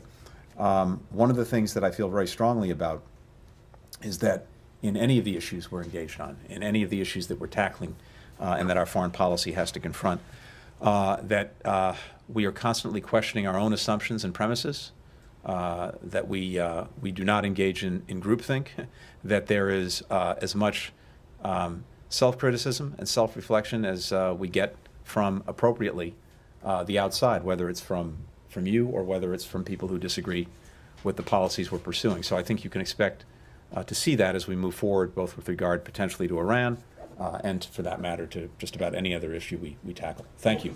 So, to put it more simply, he's saying that we're not going to talk with Iran without preconditions. We will renegotiate the terms of the JCPOA if and only if they are within compliance of said agreement that we pulled out from. What? We're the ones who withdrew unilaterally from that agreement. We're the ones who broke the deal. We're the ones who weren't compliant with the deal. So isn't that a little bit unreasonable? Like, imagine if Iran said, you know what, we're not talking after you violated the terms of this agreement unless you get rid of all the sanctions. We're not going to talk with you unless there are preconditions. Imagine if they said that. We would be outraged by it. The U.S. government, more specifically, would be outraged. And they would think, how dare you put these conditions on this negotiations? Like, we're the United States. How dare you do that? But Iran is being pretty reasonable here. They're saying, hey, here's an olive branch. Do you want to get back into this agreement, which is mutually beneficial, or do you not? And Biden's administration, at least for now, is saying, you need to do this for me first. Do you want peace or not? Because if you fuck this up, if you don't renegotiate this deal, re-enter the JCPOA, guess what happens? A bloodthirsty neocon is going to get power and actually do what Trump was too afraid to do. Bomb Iran. Start a war with Iran. I mean, this is part of Biden's campaign promise. So I don't know if Anthony Blinken is at odds with Joe Biden and is undermining him. But either way, this is absolutely despicable. Talk to them. Pursue peace. Even if you fail, the mere fact that you're pursuing peace, that in and of itself makes you worthy of applause. Donald Trump was in over his head when it came to negotiations with North Korea. I don't think he had the first clue about Korean politics. I don't think he knew what would actually facilitate long-lasting peace between the North and South of Korea and, North Korea and the United States. But the mere fact that he was talking to them and not trying to, threaten them every other day, that was preferable. That's better. Like, we should be pursuing peace. We should be trying to right the wrongs of the past 4 years, as you claim you wanted to do, Joe Biden. Donald Trump withdrew and you disagreed with that. So now why are you doing Donald Trump's bidding by not talking to Iran to form this peace agreement? We violated the deal. We reimposed sanctions after we pledged to not do that because that was the terms of the deal. So if you can acknowledge that they're not in compliance anymore, then acknowledge that we're also not in compliance. I mean, look, this is all early discussions. Maybe they're just posturing. Either way, it's deeply infuriating because I did not even expect Iran to want to work with the U.S. again because it's a hard sell. It's a really hard sell. Like the hardliners in Iran, they already were against the JCPOA in the first place. And so you're making it a lot more difficult for the moderates to sell this to everyone else in the country. Like, the Iranian people are much more moderate than the government itself. But the moderates within government at Iran, like, you're making their job a lot more difficult. You're making this a harder sell. And if you genuinely want peace, if you want to, like, put back together the pieces of Obama's legacy that Trump destroyed, this is easy. This is easy. This is a simple thing you can do that the left would be happy with and that would actually be meaningful. But they're botching it. And now that I'm shitting on Joe Biden, I should also take the time to call out the fact that his administration is considering Rahm Emanuel to be the ambassador to China or Japan. And I just don't understand why they can't let this guy go. He covered up the murder of Laquan McDonald. He's a racist. Why do you have to give him some job? Like, I don't understand the relationship here, why you're so attached to him. So, look, I'll leave that there. I don't know why Democrats have such a hard-on for Rahm Emanuel, and I don't know why this is so difficult for Joe Biden's administration. Trump undid your legacy. Do you want to repair what was broken? Or do you want to, like, make it easier for some neocon who comes to power to invade Iran? I don't know, but either way, I don't like it. I don't like what I'm seeing. This is bad.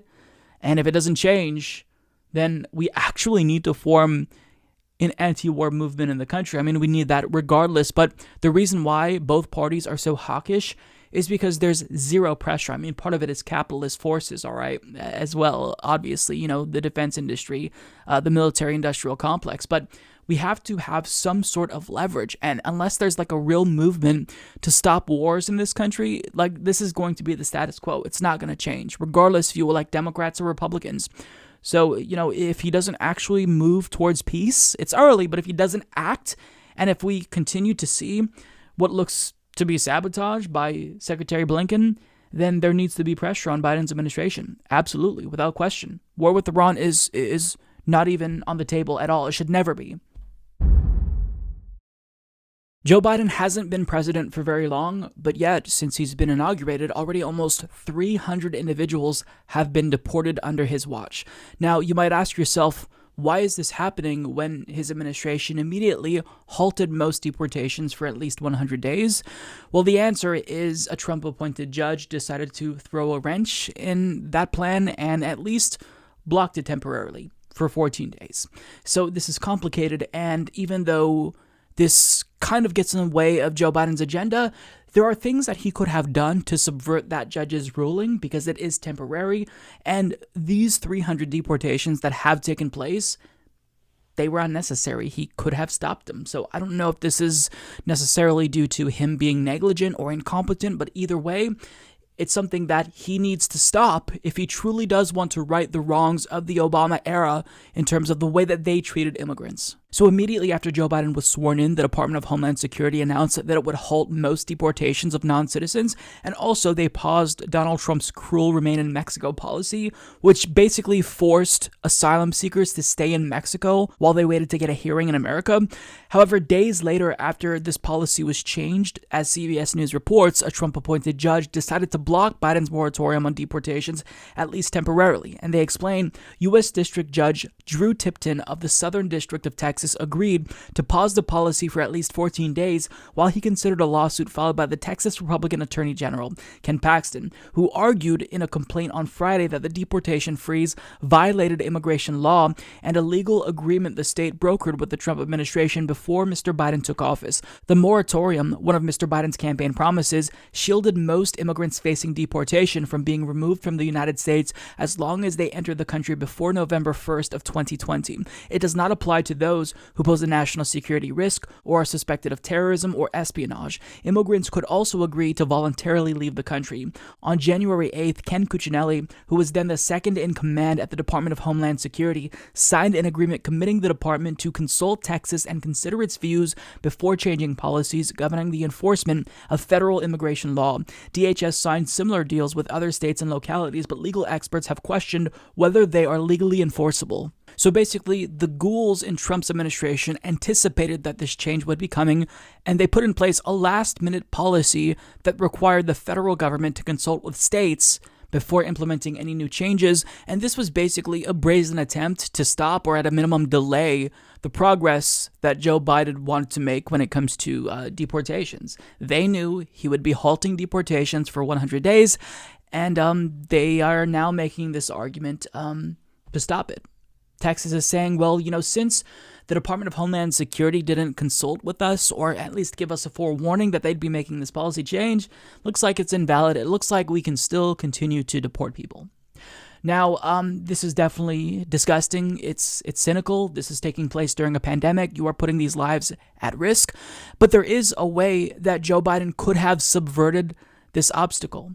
So if all of the deportations that were already scheduled went ahead as planned because of this judge's ruling, all Joe Biden's administration needed to do was simply reschedule these deportations, at least delay them until after we get, a final ruling from the courts, until this is litigated, and you could have stopped these 300 people from being deported.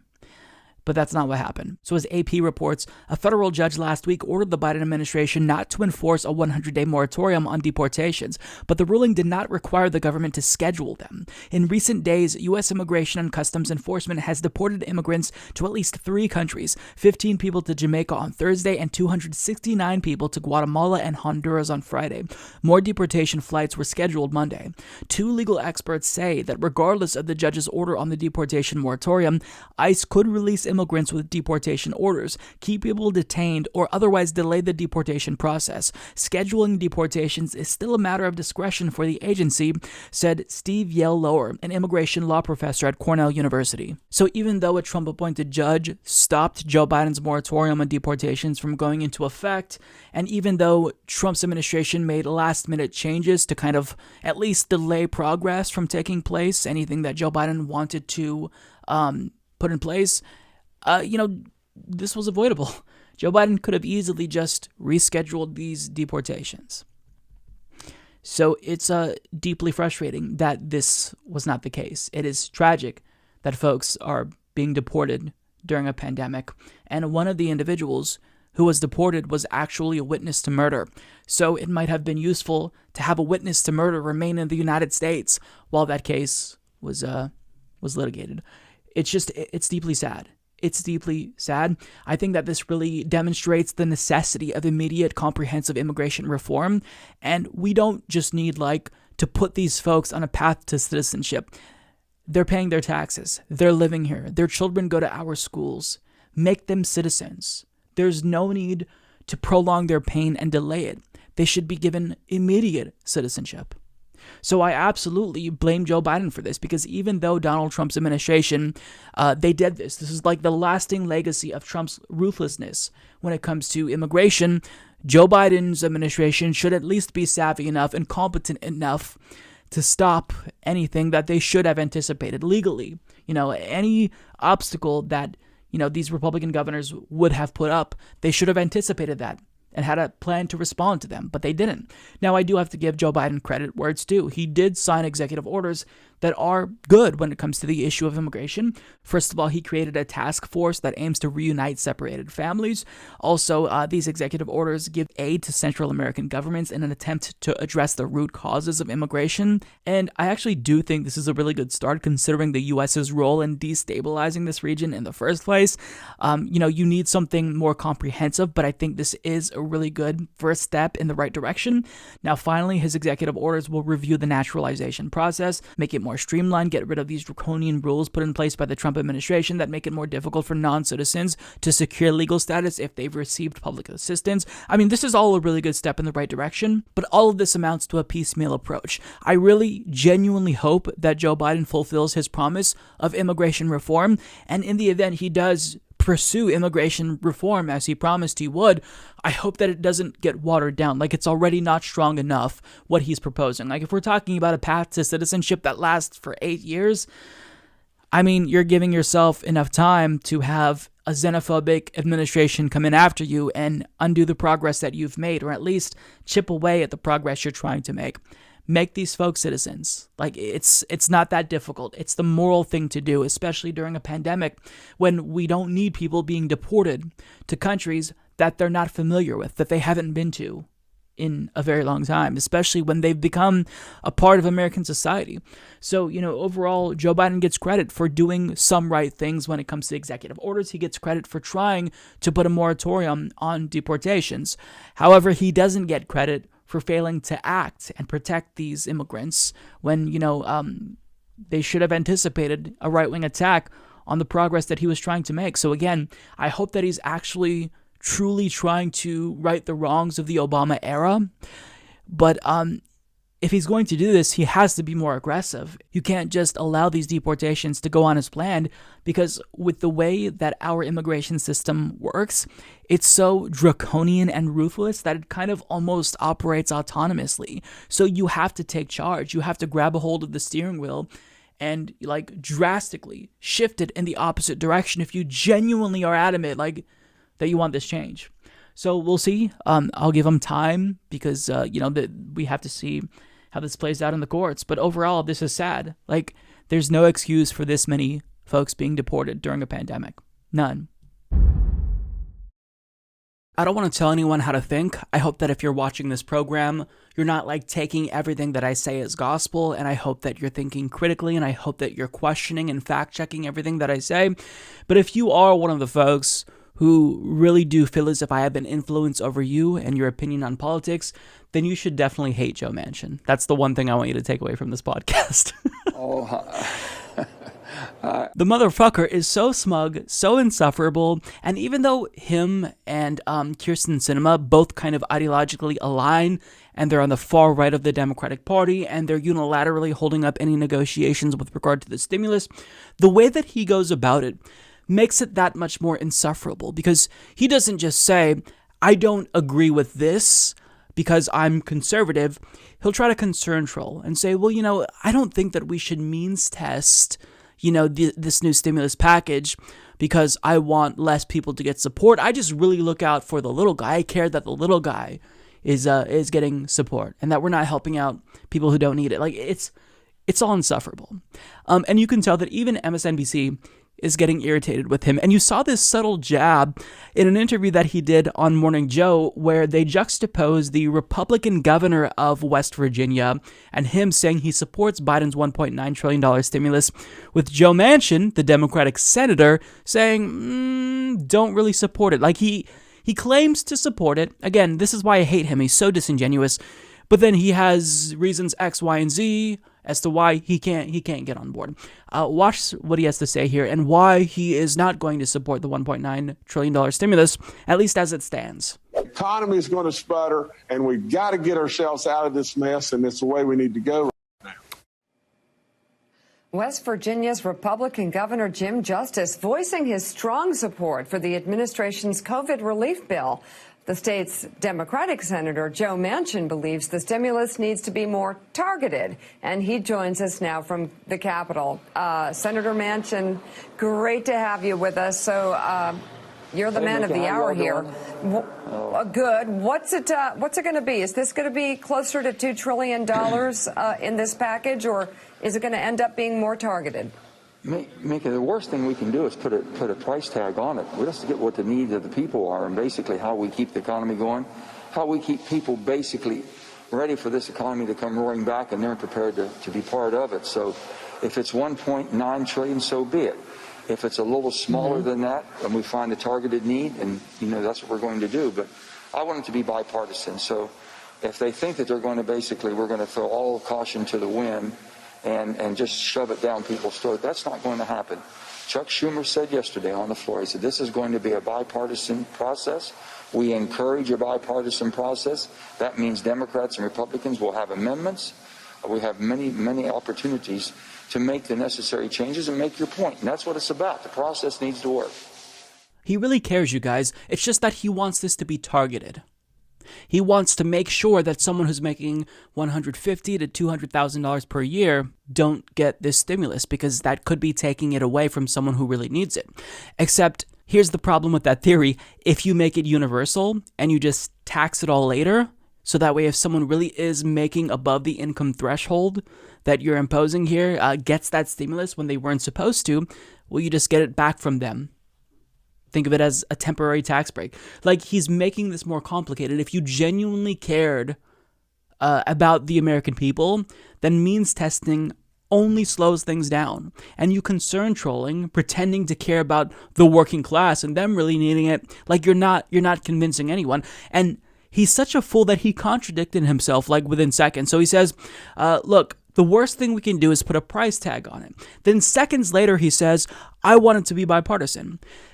Okay, well, you have to pick one or the other, because Republicans are putting a price tag on it. They're taking Joe Biden's $1.9 trillion proposal and they're cutting it by like 75%, and they're saying, this is what we want. So you want to make sure that the American people get what they need, and if it's going to be $1.9 trillion, then so be it. But at the same time, you want the Republicans to get on board, but they're saying they're not going to get on board with it. So the question is, what are you going to do as a Democrat? Are you going to hold everything up for everyone in the country until we get at least one or two Republicans on board? Or are you actually going to do what you say you want to do, which is help the American people? It's so insufferable. He's holding the entire Democratic Party back, even more so than other corporate Democrats.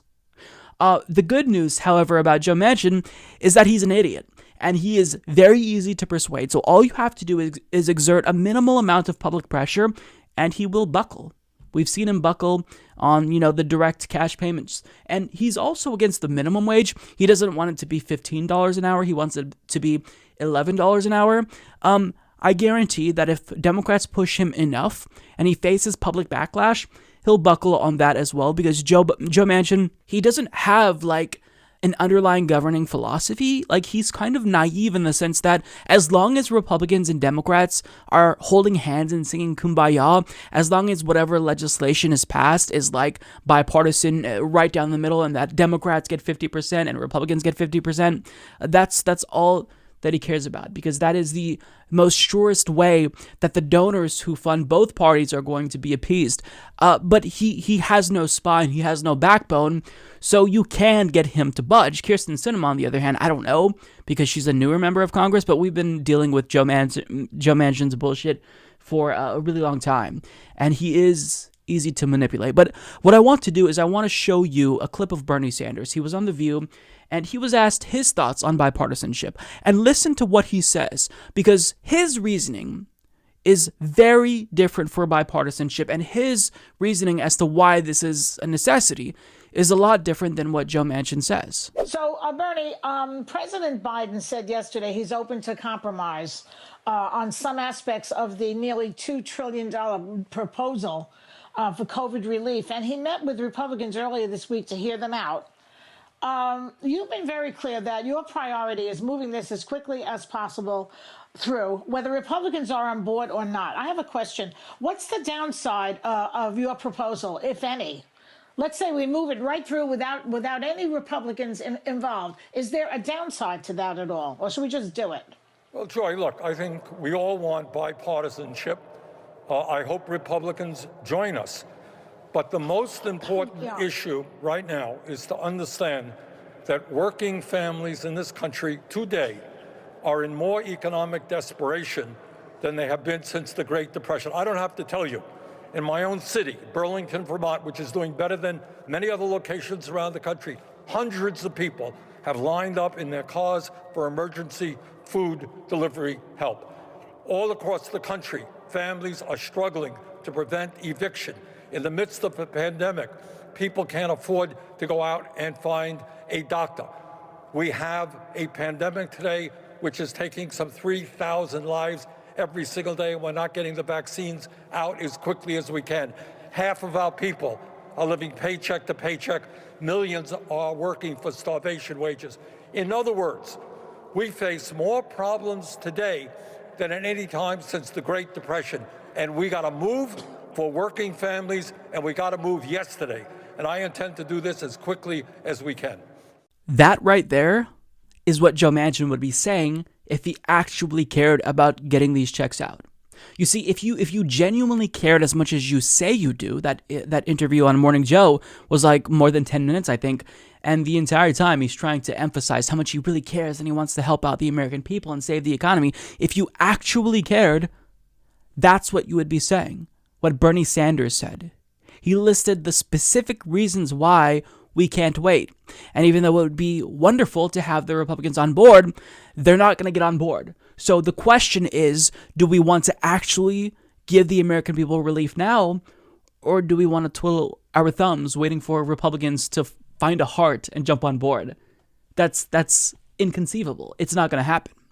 So if you actually care about the American people, as you say you do, Joe Manchin, which he doesn't, there wouldn't be any stipulations. You wouldn't say, well, I'm only willing to support the $1,400 checks, which they should be $2,000, if they're means tested further. I'm only willing to support the minimum wage if it's, $11 an hour. I'm only willing to support this $1.9 trillion stimulus package if it has bipartisan support. These are all excuses that amount to nothing more than you concern trolling and ultimately getting in the way of your party delivering relief to the American people. So what's it going to be? I think we all know where Joe Manchin's loyalties lie.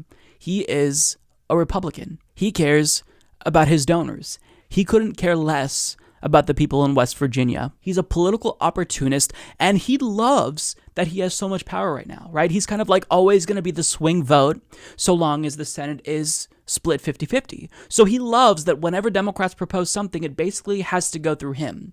Oh, what's that? You want to do this? Incremental reform? Well, it needs to be even more incremental, and it needs to be further means tested. Or I'm not going to get on board. Without me, you can't pass it. Like, he loves all this. So if he likes this attention, then I think that we should give him exactly what he wants. Give him that attention that he's so desperate for. Pressure him. Give him a call. Let his office know that he's holding up money that you desperately need. There needs to be a massive public pressure campaign, and I am confident that Joe Manchin is someone who can budge, who we can get to budge, because again, I don't think he's very bright. Kyrsten Sinema, on the other hand, again, I don't know if she is a little bit more stubborn, but Joe Manchin is stupid enough to where we can't actually control him. Right now, he's soaking in the spotlight, but this isn't going to stand for very long. He's enjoying basically being the most powerful senator in Congress right now, but that isn't going to last very long because the peasants are going to revolt if you give them nothing but crumbs and they're starving. So get it together, shut the fuck up, stop making up excuses, and pass the goddamn stimulus, Joe Manchin, for fuck's sake. So even though some individuals, such as Mitch McConnell, has condemned Marjorie Taylor Green, the new QAnon Republican within their ranks, without mentioning her, other Republicans, their response after being at least seemingly embarrassed by her is now kind of just, because Republican leader in the House, Kevin McCarthy, has decided to not take action against her when it comes to stripping her of her committee assignments. And on top of that, reportedly, like half of the Republican caucus gave her a standing ovation when she stood up to speak during a closed-door meeting. So this party has gone full mask off. They're literally embracing someone now who liked a Facebook post threatening to kill Nancy Pelosi. Someone who's openly hostile and vicious and wants violence against her own colleagues. Republicans are like, sure. So if you were wondering what it would be like if Roy Moore was elected, a pedophile, or if a KKK member or someone who self-identifies as a Nazi was elected, how would the Republican Party react? And I think that the answer would be, meh. But behind closed doors, they'd be pretty excited about it. This is the Republican Party. They are absolutely insane. Now, it's funny, the way that they're defending themselves, rather than running away from Marjorie Taylor Green, which is kind of what they were doing at first, now they're embracing her, and they're using whataboutism to defend themselves. So now they're saying, okay, well, we have Marjorie Taylor Green. She might be a little bit out there, but what about Ilhan Omar? So that's what's happening now. Fox News and Republicans are drawing this false equivalency, trying to compare a QAnon conspiracy theorist who wants other members of Congress murdered to a Muslim woman who is progressive. Yeah. So in an interview with Chris Hayes on MSNBC, Ilhan Omar responded to this, and what she said was great, because not only did she shoot down this bizarre idea that she's comparable to Marjorie Taylor Green in any way, but she said what we're all thinking about the Republican Party. It's nice to hear someone who's elected to Congress actually say this. Representative Congresswoman, did you expect that you would be pulled into this because you have become kind of the a go-to figure in these moments for the Republican Party? Sadly, this is the Republican playbook. We saw it with Donald Trump, that anytime they are faced with consequences for their actions to undermine our democracy, they blame Muslims, they blame immigrants, they blame Black people, they blame women. I just happen to embody all of these identities. And I just want to make sure, Chris, that we are clear on this. This is not about me, and it should not be about me. This is about a member of the Republican caucus who has repeatedly incited violence, and Republicans can't just wave a magic wand and attack the Black Congresswoman. It was notable that there's been a fundraising effort using you. The fundraising, he complained the Democrats are trying to expel me from Congress. And it was interesting, the Democrat behind her there is you, not, Speaker Pelosi or House leadership. I think everyone understands what that's about. I guess my question is this. There's this dynamic that functions now where she will use this attention, right? And this sort of oppositional to fundraise. Like, do you think about breaking out of this cycle and how to do it, if there's any way out of it? No, I mean, the Republicans truly have lost their way. Their party is destroyed. Their base now is conspiracy theorists, it's cowards, it's opportunists, it's grifters, and sadly, they're becoming the Looney Tunes. These are people who we can't take serious. They're not here to do the people's business. They are here to just be obstructionists and make a mockery of not just our government, but our country. There is, of course, this individual congresswoman who is the subject of this question today in this House Rules Committee attracted attention. She ran because of this ad with her with a gun next to you and other Democratic lawmakers. And, it just seems to me that and you tweeted about this, about feeling like this sense of threat or menace. Alexandria Ocasio-Cortez talked about this. We saw it embodied in January 6th. This is not theoretical. But just the degree to which the idea of physical intimidation, the threat of violence, of menace, of armed people has entered into the oxygen, the atmosphere of the building and the place you work, that should be a question of sort of debating politics. Yeah, I mean, and so many people have asked, could there be violence? Could this lead to violence? And, they seem to forget that 5 people have already lost their lives in the events of January 6th, including a Capitol Police officer. Hundreds more people could have. We currently have members of Congress who are moving their offices away because they fear for their lives. Alex talked about the trauma that she's living with and has lived with since January 6th. I sent a text message to my ex-husband and told him, if I don't make it out, please make sure you tell my children I love them. This is not a joke. This is not a game. These people are threatening to our environment. They are threatening our ability to do our work. They are really making it hard for people to survive and exist in a free democracy where debate and discourse is supposed to be celebrated. We are now living in a situation where every single caucus conversation, it's about, where can we find resources for security? How are we supposed to check if our panic buttons are working? Can we buddy up and walk the hallways because we are afraid of our own colleagues? This is insane. No other work environment that is this toxic would sustain itself, and we can't sustain ourselves as members of Congress in this situation.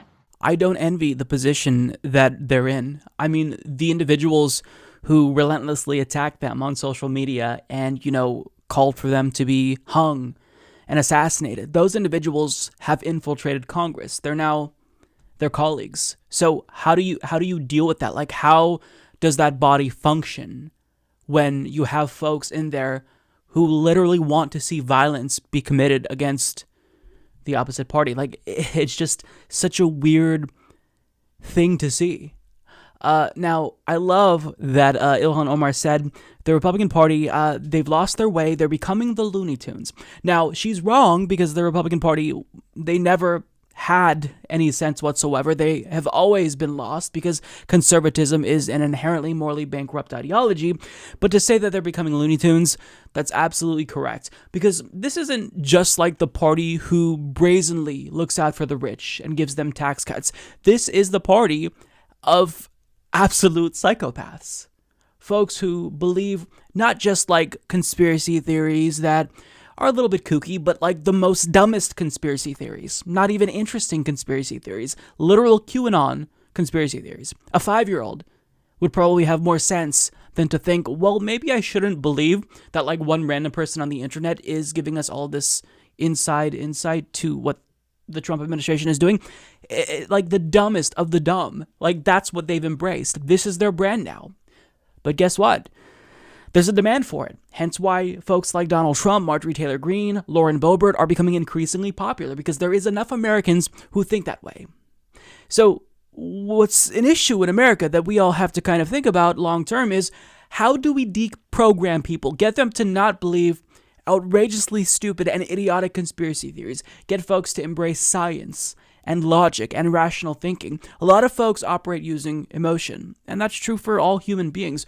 But how do we get them to just have some basic level of common sense? Once again, like, I don't know if it's possible so long as the Republican Party props up people like Marjorie Taylor Green. I don't know. Now, Ilhan Omar is correct that, this is kind of the Republican Party's go-to playbook. They always point to marginalized communities as the scapegoat. It doesn't matter what the situation is. I mean, the Republican Party, their entire critique is the issues that you are experiencing as a working class American. It's not because of our economic system. It's not because of capitalism. It's not because of our corrupted institutions. It's because of these little guys with no money and no power. You didn't lose your job because of greedy corporations who are outsourcing your job or who are paying you, slave wages. You lost your job because an immigrant came in and took your job. This is always their go-to. It's always. So, of course, it makes sense that they'd replicate that at the congressional level and say, well, it's not actually Marjorie Taylor Green who's the issue. It's Ilhan Omar, this other member of Congress, because she looks different. She's brown and she wears a hijab. So blame her. That's what they do. Like, this party is the party of white supremacists. And I'm not saying that all Republicans are racists, but if you are racist, you're almost certainly going to be a Republican. And you may even think that they're not racist enough for you. Hence why there's this sudden need to create the Patriot Party, because that's what Donald Trump wants. Like, he wants this little group of sycophants and cultists who all really believe the same thing and nobody is willing to question their beliefs to like form this political force, because the Republican Party, even it can't contain the craziness. Like they're trying to like be somewhat respectable, but they can't any longer because it's like the mask has come off fully. Now, I do have to say that part of the problem is that Democrats have enabled this attack on Ilhan Omar, either wittingly or unwittingly, because they never come to her defense when she's smeared. Like, how many times has she been attacked by Republicans who claim that she is pro-terrorist or pro-9/11 because they disingenuously take her out of context, take something that she said out of context, where she's basically making a point about how racial profiling is a thing that happens to Muslims because of the 9/11 terrorist attack. They take that, they clip it out, and they say, oh, well, she said because some people did something. She's downplaying it. She supports terrorism. Or if she criticizes Israel, the government of Israel, not the Israeli people, not Jewish people, but if she criticizes the government of Israel, who currently is doing a genocide against Palestinians, doing a modern-day apartheid, well, that's anti-Semitic. And Democrats never have her back. They target her as well. So look, I don't think that we really need to even entertain this equivalence between Marjorie Taylor Green and Ilhan Omar. One of them is completely off her rocker, and the other says things about politics that is politically incorrect. She says things about the Israeli government and the American government, U.S. imperialism, that a lot of folks don't want to hear. So because she's politically incorrect, they'll equate her with someone who is batshit insane, who should probably quite literally be in an insane asylum. And I'm not saying that to, use crazy as a pejorative. I'm saying that because she genuinely needs help. She's not mentally fit to be in Congress. I think that's pretty obvious. Socialism.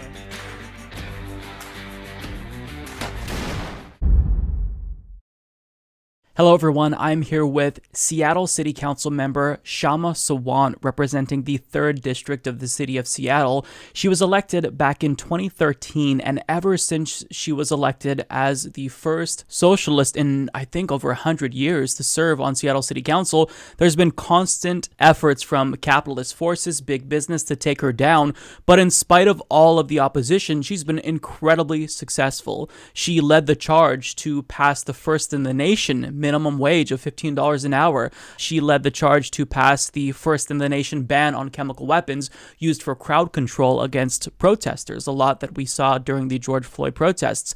And she did a lot of other things. And now the latest effort, after Amazon spent $1.5 million to take her down in 2019 and failed at that, now the right in the city of Seattle's elites are trying to take her down with a recall effort with 4 charges in particular. Here to talk about that is Councilwoman Kshama Sawant. Councilwoman, thank you so much for coming on the program. Thank you so much for having me, Mike. Your case here is really interesting because you have not been deterred. You've had nothing but nonstop opposition, not just from the right, but from the Democratic Party establishment as well. The mayor of Seattle, Jenny Durkin, is a Democrat. So you have fought tooth and nail against these attacks, and you would think that would kind of knock somebody off their course, but you've been really successful, and I think that you've been one of the most effective members of city council throughout the country, and I think that what happens here is a microcosm of what could happen for the broader national and even international socialist movement. So can you talk a bit about the opposition that you faced, especially with regard to this latest obviously bogus recall effort? It's not the first time, as I alluded to. I also want to note that you have faced dozens of ethics complaints, all of which are bogus. You've faced defamation lawsuits because you referred to killings by police as murder, Che Taylor in particular in Seattle. So talk about this latest effort to basically stop you from changing Seattle for the better. As you correctly said, Mike, ever since we were first elected in 2013, and of course we won the first re-election in 2015 and our second re-election in 2019, despite the concerted efforts by Amazon and big business, and I would say also the city's Democratic establishment to try and drive socialists out of City Hall. They didn't succeed in that effort, and now they're trying a do-over of the election result that they did not like in 2019, because there is no reality to the charges that they have leveled against me. And in fact, it's actually concerning, especially in the context of heightened right populism and the far-right riots at the Capitol building in Washington, D.C., the emboldening of a certain current of right-wing, the death threats against left elected officials like AOC and Ilhan Omar and Cori Bush. I've had death threats directed against me recently, and the Seattle police have done virtually nothing to address those threats, to figure out where they're coming from. And so the recall effort against us is happening in this context where the legitimacy of the capitalist system is at an all-time low. Young generations are looking for an alternative to this rotten system because, especially the pandemic, but in general, the system has exposed itself as completely incapable of addressing even basic needs of humanity. Look at the crisis with vaccination, the pandemic, let alone larger questions of the climate catastrophe, for example. And so in this context, it is important, from the ruling class's standpoint, it's important that they try to attack the left, but especially the socialist left. And most importantly, their need is to attack any successful examples where movements have fought back and won. I mean, it's bad enough if you have the courage and the audacity to fight back, but if you win, you should expect that the ruling class, the Democratic establishment, big business, the right wing will come after you. And these recall charges are happening in that context. And I would say they are really an example of how what they fear is, and what they hate, what the ruling class hates, is not only the actual victories we have won, which is making Seattle the first major city to win the $15 minimum wage. We just won the historic Amazon tax on big businesses to fund social housing and a Green New Deal. We have won a whole series of renters' rights that were thought impossible to win before we were elected.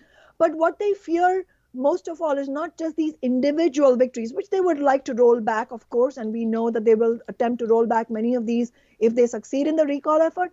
But what they fear most of all is the example that we have set, that it is possible for movements, and not just movement, but the socialist movement, to get organized, win its own office in the midst of political domination by the corporate ruling class, win victories despite the onslaught of their opposition, and then spread that example throughout the nation. $15 an hour went nationwide, and now the Biden administration is being forced to talk about it.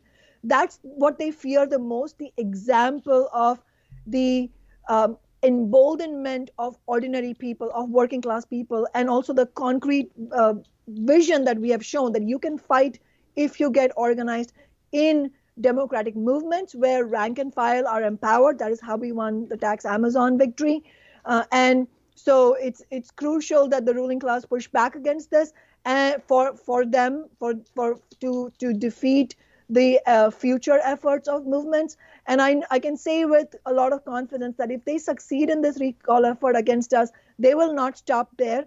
They will go after the socialist left and the broader left, and that's why all of us have a stake in defeating this recall. Yeah, and I want to just point everyone to an article that you wrote for Jacobin. This was published in, I think, November of last year. It's titled "Democrats and the Right Are Attacking Me and Left Movements Everywhere." I would highly encourage everyone to read this article because she really goes through extensively how they've been attacking her consistently. And really, with Seattle, it's really interesting because this is where Amazon is headquartered. You have the mayor of Seattle. She took $350,000 from Amazon, I believe, when she was elected in 2017. You see Amazon funding to the tune of over $1 million a campaign against the socialist city council member. I mean, this entire city has been captured by big business, and you have kind of like forced everyone to take their masks off, to where even the Democratic Party establishment in Seattle is attacking you and coming after you. And the only way that you've really managed to hold that seat and hang on to power is by really utilizing the grassroots. And I think that the way that we are successful here and we stop this effort is by standing in solidarity with you and activating the grassroots. So can you tell us what we can do? If we live in Seattle or somewhere else in the country, how do we stop this recall effort? What can we do to help this cause? Because we want to have that seat remain in your control, because you're already doing so much. And as you said, like the $15 an hour minimum wage that Biden's administration is proposing, this is kind of being modeled after what you all did in Seattle, which they don't want to see this, because success, it kind of leads to like a domino effect. We've seen this time and again. We're seeing it with, marijuana legalization. So the last thing they want is for you to make more progress and then pressure other cities and even, Congress to act. So how do we stop this? I think you're right about what you said in terms of the domino effect. Even look at what happened in the recent election. Florida, which decisively went for Donald Trump, and that's a dangerous trend. These are the same voters, some of those same voters who also voted in the $15 minimum wage in that same election. What that shows you is what's at stake for us, in defeating this recall, but also the larger goal of why there's an urgency to build the left is not only because there is a real potential with especially the younger generations getting politicized to win real victories like Medicare for all and a Green New Deal, although there will be uphill fights, but it also, the Florida example also shows that in reality, so many millions of working people who might have voted for Trump are actually going to be open to a real working class strategy of fight back. And it's in the absence of any real left alternative that they end up becoming fodder for Donald Trump's reactionary ideology. And so the best way really of stemming the increasing tide of right populism is for us to urgently build a strong left and a socialist left nationally. And defeating the recall attempt here is part of that national effort. And so regardless of where you live, whether it's in Seattle or somewhere outside Seattle, please go to kshamasolidarity.org. That's my first name, KSHAMA, solidarity.org, to get more information about our campaign, our, as you said, grassroots campaign to defeat this recall attempt. And if you live in Seattle, we absolutely want your help more directly right now because of the lockdown with phone banking and reaching people in a socially distanced way. But later, we will need door knocking and face-to-face effort, again, socially distanced way to make sure we're keeping everyone safe. But nationally, if you're not in Seattle, then we do need your efforts with fundraising. So please send us your individual donations. But also, if you're able to host a fundraiser where you are, please contact our campaign and we will absolutely help you set it up. And we'll have all of the links to that down in the description box down below, as well as on the screen as well. And also, I would say, please reach out to left leaders, labor leaders, social movement leaders in your area and urge them to publicly endorse our solidarity campaign, because it's that kind of public solidarity that we are going to need to help ordinary people in our district who are ultimately going to be voting on this recall, for them to understand that the left is united on this and that an attack against Kshama Sawant is not an attack against her personally, but an attack on the left overall, an attack on working people, and that if the recall goes ahead, it will be a setback for all of us. And so I'm really happy that important leaders and people who have sacrificed themselves for decades, like Noam Chomsky, have endorsed our campaign. Labor leaders like Sarah Nelson have endorsed our campaign. DSA elected leaders like Julia Salazar in New York, Mike Connolly in Boston, and Byron Sigcho Lopez and Rosanna Rodriguez in Chicago, who are Chicago elected aldermen, they have all publicly pledged their support for our campaign. We need that kind of support from leaders nationwide. Yeah, this is what solidarity looks like. I think that if you have members of Congress, even with really large platforms, such as members of the Squad, Representative Alexandria Ocasio-Cortez, if she were to come out and use this platform to draw attention to this, it really could make wonders in terms of change. So this is really what solidarity is all about. I wanted to pick your brain for a little bit because you've been so successful, and I kind of saw your strategy as a mini version of the strategy that Bernie Sanders was running on. Like, he always stated that if he were to be elected president, unfortunately that didn't happen, but he would be the organizer in chief, and he'd take the grassroots movement to the White House. And that's basically what you've done at the city council level. So I think that you being as effective as you have been, you have a lot of insight into strategy.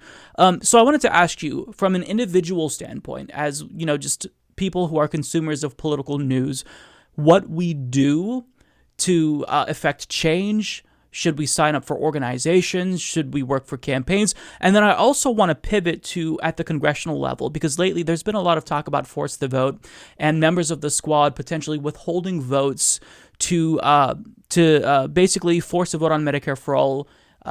And this is over, but I still think that it's an important conversation to have, because we're all trying to figure out what the correct strategy is going forward and how we actually can affect change. And you being able to affect change using the grassroots to kind of fuel you, I think you have a lot of insight here. So can you kind of speak to that? Yes, I think that's a key question that people have to grapple with. How is it that we were able to win these victories? And is it true that you can only do this locally? You can't do this nationally? I think I would, first of all, reject that false dichotomy. I think it's a question of strategy, no matter whether you're talking about local movements and local demands or nationally issues like Medicare for all, like a Green New Deal and ending fossil fuel use nationwide. I think that we are at a time when a lot of Democrats also use similar sounding movement language, where they will also say, I'm part of a movement. They will occasionally also maybe show up at strike picket lines. And I think we have to understand that there is a fundamental difference between what the Democratic Party offers and what we have accomplished in Seattle as a socialist alternative elected office, where, as you were saying, we have specifically used a movement building approach for our office. And that means a very specific thing. And I really agree that Bernie Sanders would have been, that is where people wanted to go. And the fact that the Democratic establishment fought him tooth and nail shows which side they are on, really, because he would have defeated Donald Trump. And not only that, he would have gone farther more by saying, as he said, he would be an organizer in chief. But what we have done here is not just use the movement language in order to co-opt it and to sort of deceptively use the grassroots in order to carry on the status quo of corporate politics while uttering some kind and compassionate words.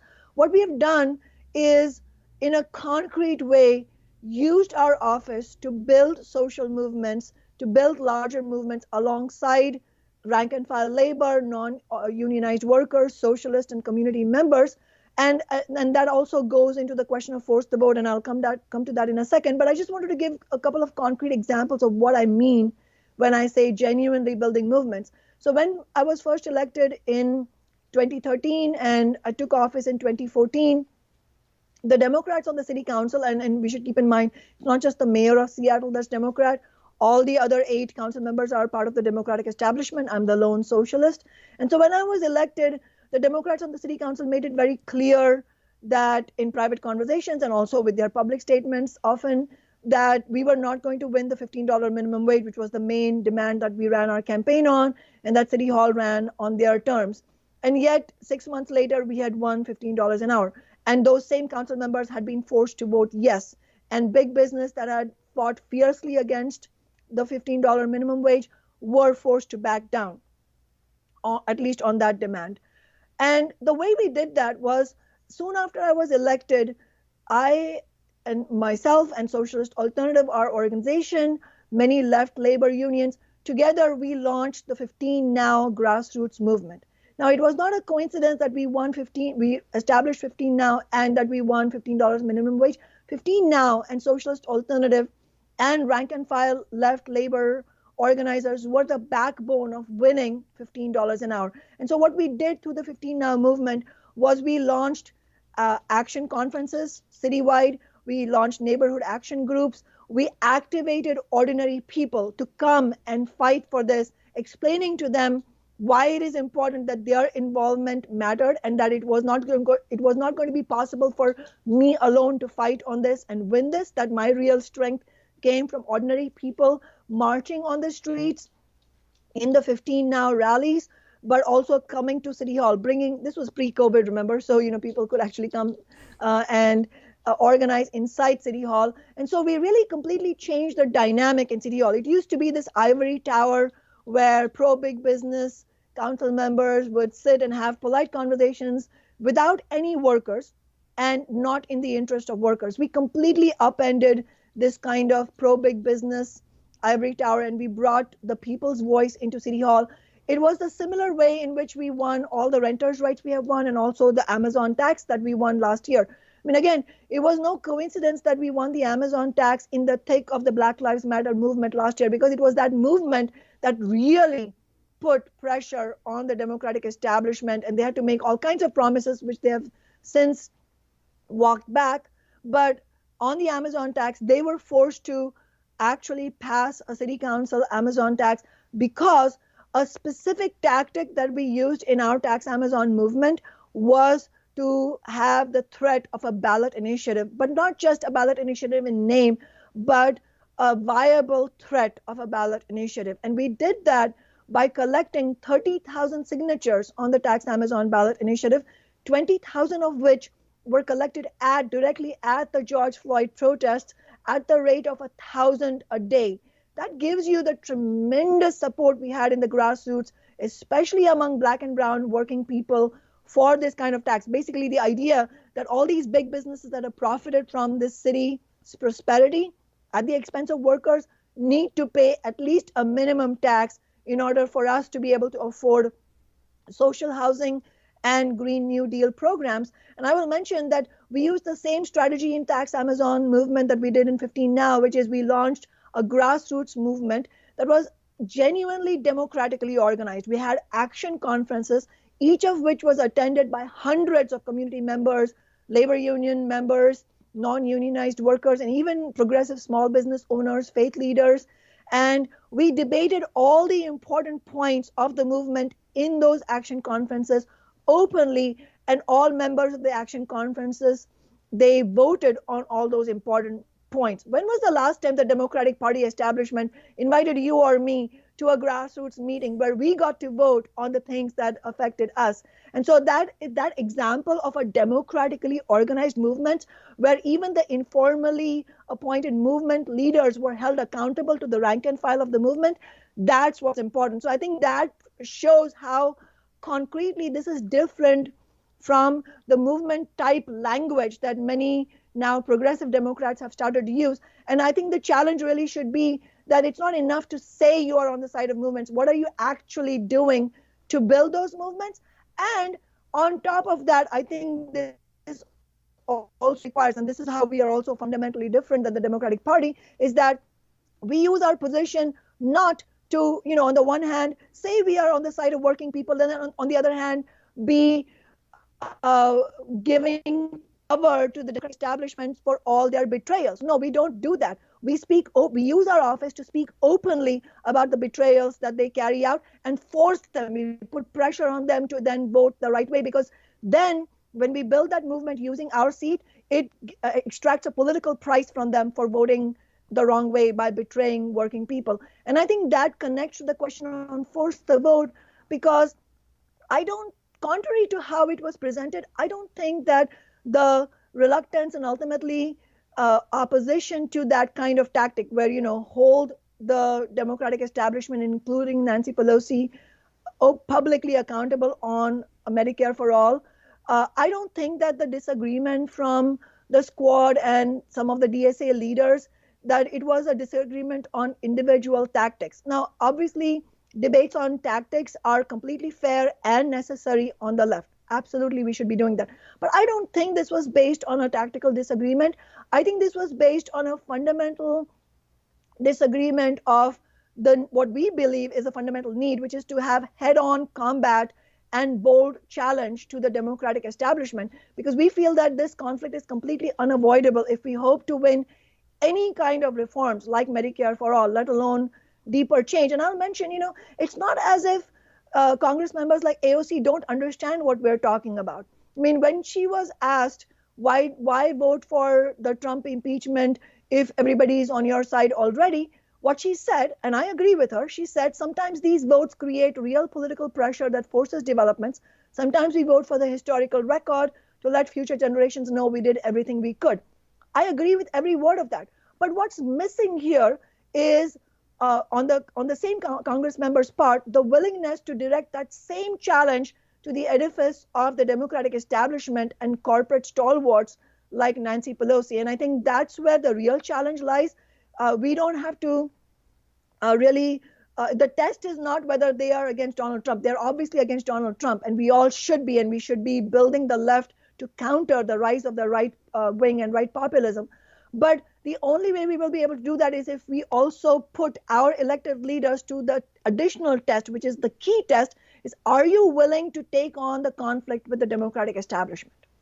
Yeah, I think you're really speaking to one of the main grievances that a lot on the left have with members of the squad. And the way that I kind of gauge how to support someone running for Congress, because I bring on a lot of people running for Congress, is I look at their platform. And if they check all the boxes, they support Medicare for all, Green New Deal, decriminalizing drugs, sex work, all that, then I think, okay, this is great. But I think that all of this event, the events leading up to Force the Vote, and also before that as well, it kind of led a lot on the left to reevaluate what we look for in a leader. And it does require more than just being correct on the policies. It really does require you to fundamentally challenge leadership. And that's one thing that's lacking. I don't know, I don't necessarily believe that this is a character flaw with members of the squad. What I think is lacking, and you can kind of help me out with this and your take, is I think that what's lacking is that there is this disconnect between members of Congress and the grassroots. And, after you use the grassroots to get you elected, you fundraise, using small dollar donations. Once you get to Congress, the movement building is over. Like, it seems as if the movement has accomplished its goal. We got this individual who agrees with us elected, but then that's it. And I think that what you really demonstrate is that you have to keep building the movement. Like, getting to Congress and using the grassroots, that's really only step one. That's just the very beginning, because if you don't keep that movement activated and grow it, then the amount of power that you have as a member of Congress will be diminished, especially when you're facing, these Democratic Party leaders who have a lot of institutional power, who have the media on their side and capitalist forces on their side. So is that kind of do you think that describes the main issue? Because I would totally agree that my main criticism is that I want to see members of the squad really take on Democratic Party leadership. And it's a little bit frustrating because the only members of Congress that actually do challenge leadership seem to be the more conservative Democrats. And usually they don't get marginalized in the way that we fear the left would. So do you think, if you could give any advice to members of the squad, given your experience, what do you think they would need to do to actually get us Medicare for all? Are they being too savvy, trying to play 8D chess with leadership and, butter up leadership and get them to not hate them? What do you think they need to do? Because I think this is really important, because the ultimate goal, the reason why we're putting folks in Congress, is to actually get change. So what would be the main thing that you would change, or the main piece of advice that you give to AOC, Cori Bush, and other members of the squad? I think it's, first of all, I think it's crucial that we are living in a time when in order to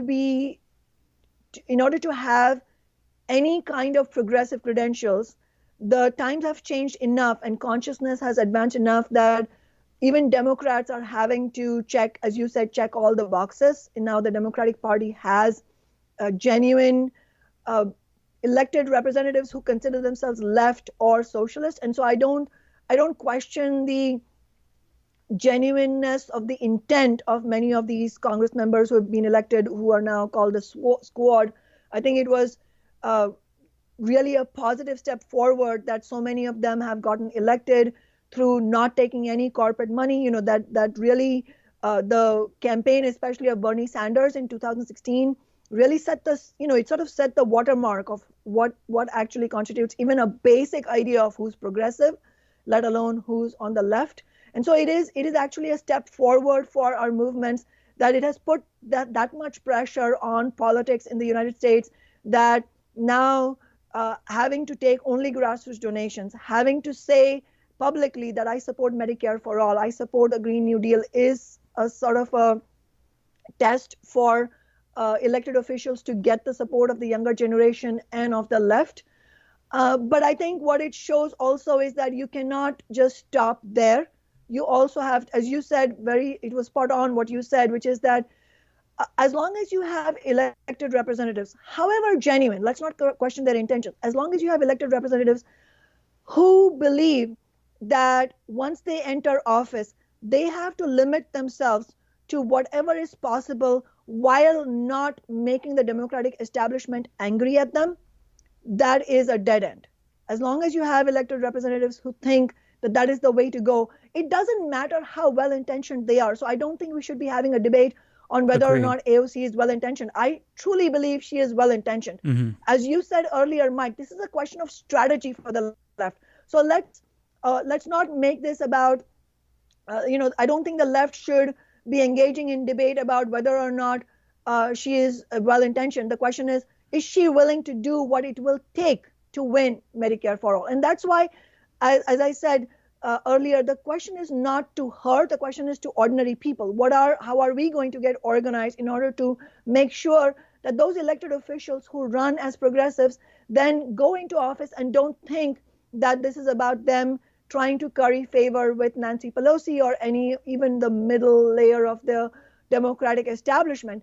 And I think the other thing that you said actually is quite perceptive, where you said that it seems to you that mostly the challenge that Nancy Pelosi gets, such as it is, comes from more conservative members of the Democratic Party, not from the left of the Democratic Party, and how they seem to don't get marginalized. Well, the reason the conservatives don't get marginalized is because They have the entire capitalist ruling class on their side. They are speaking for Wall Street.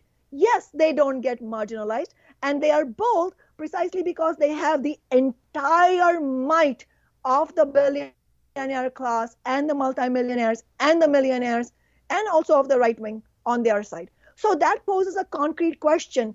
What are we, our elected officials, going to have on your side? And that's the question that we have answered so successfully in Seattle, where we went in crystal clear with zero illusions that somehow I, myself, with just my personal qualities and my determination and my courage and my self-sacrifice, I am going to win over the Democratic establishment. No, I mean, obviously personal characteristics are truly important. I won't minimize them, but the most important thing that's different about us compared to the squad, for example, is that we understood from day one that the other politicians, the Democratic Party politicians on the city council, have big business and the entire might of the ruling class on their side, which means the only way we will be able to change this completely ruthless status quo of balance of forces is we have to have forces on our side. And where do those forces come from? The actual movement, ordinary people on the ground. And so the only way we will win Medicare for all, for example, is if we have a similar strategy at the national level that we had in Seattle to win $15 an hour, Amazon tax, and all the renters' rights victories we have won, where we understood that our role, our entire role, is to unambiguously and unabashedly build the strength of movements. And that includes calling out Democrats when they betray. So in other words, voting for Nancy Pelosi is a non-starter. The left in Congress, especially now, because numerically they hold the balance of vote, for them, they should not be voting for Nancy Pelosi. They should be actually building a real fight back against the Democratic establishment.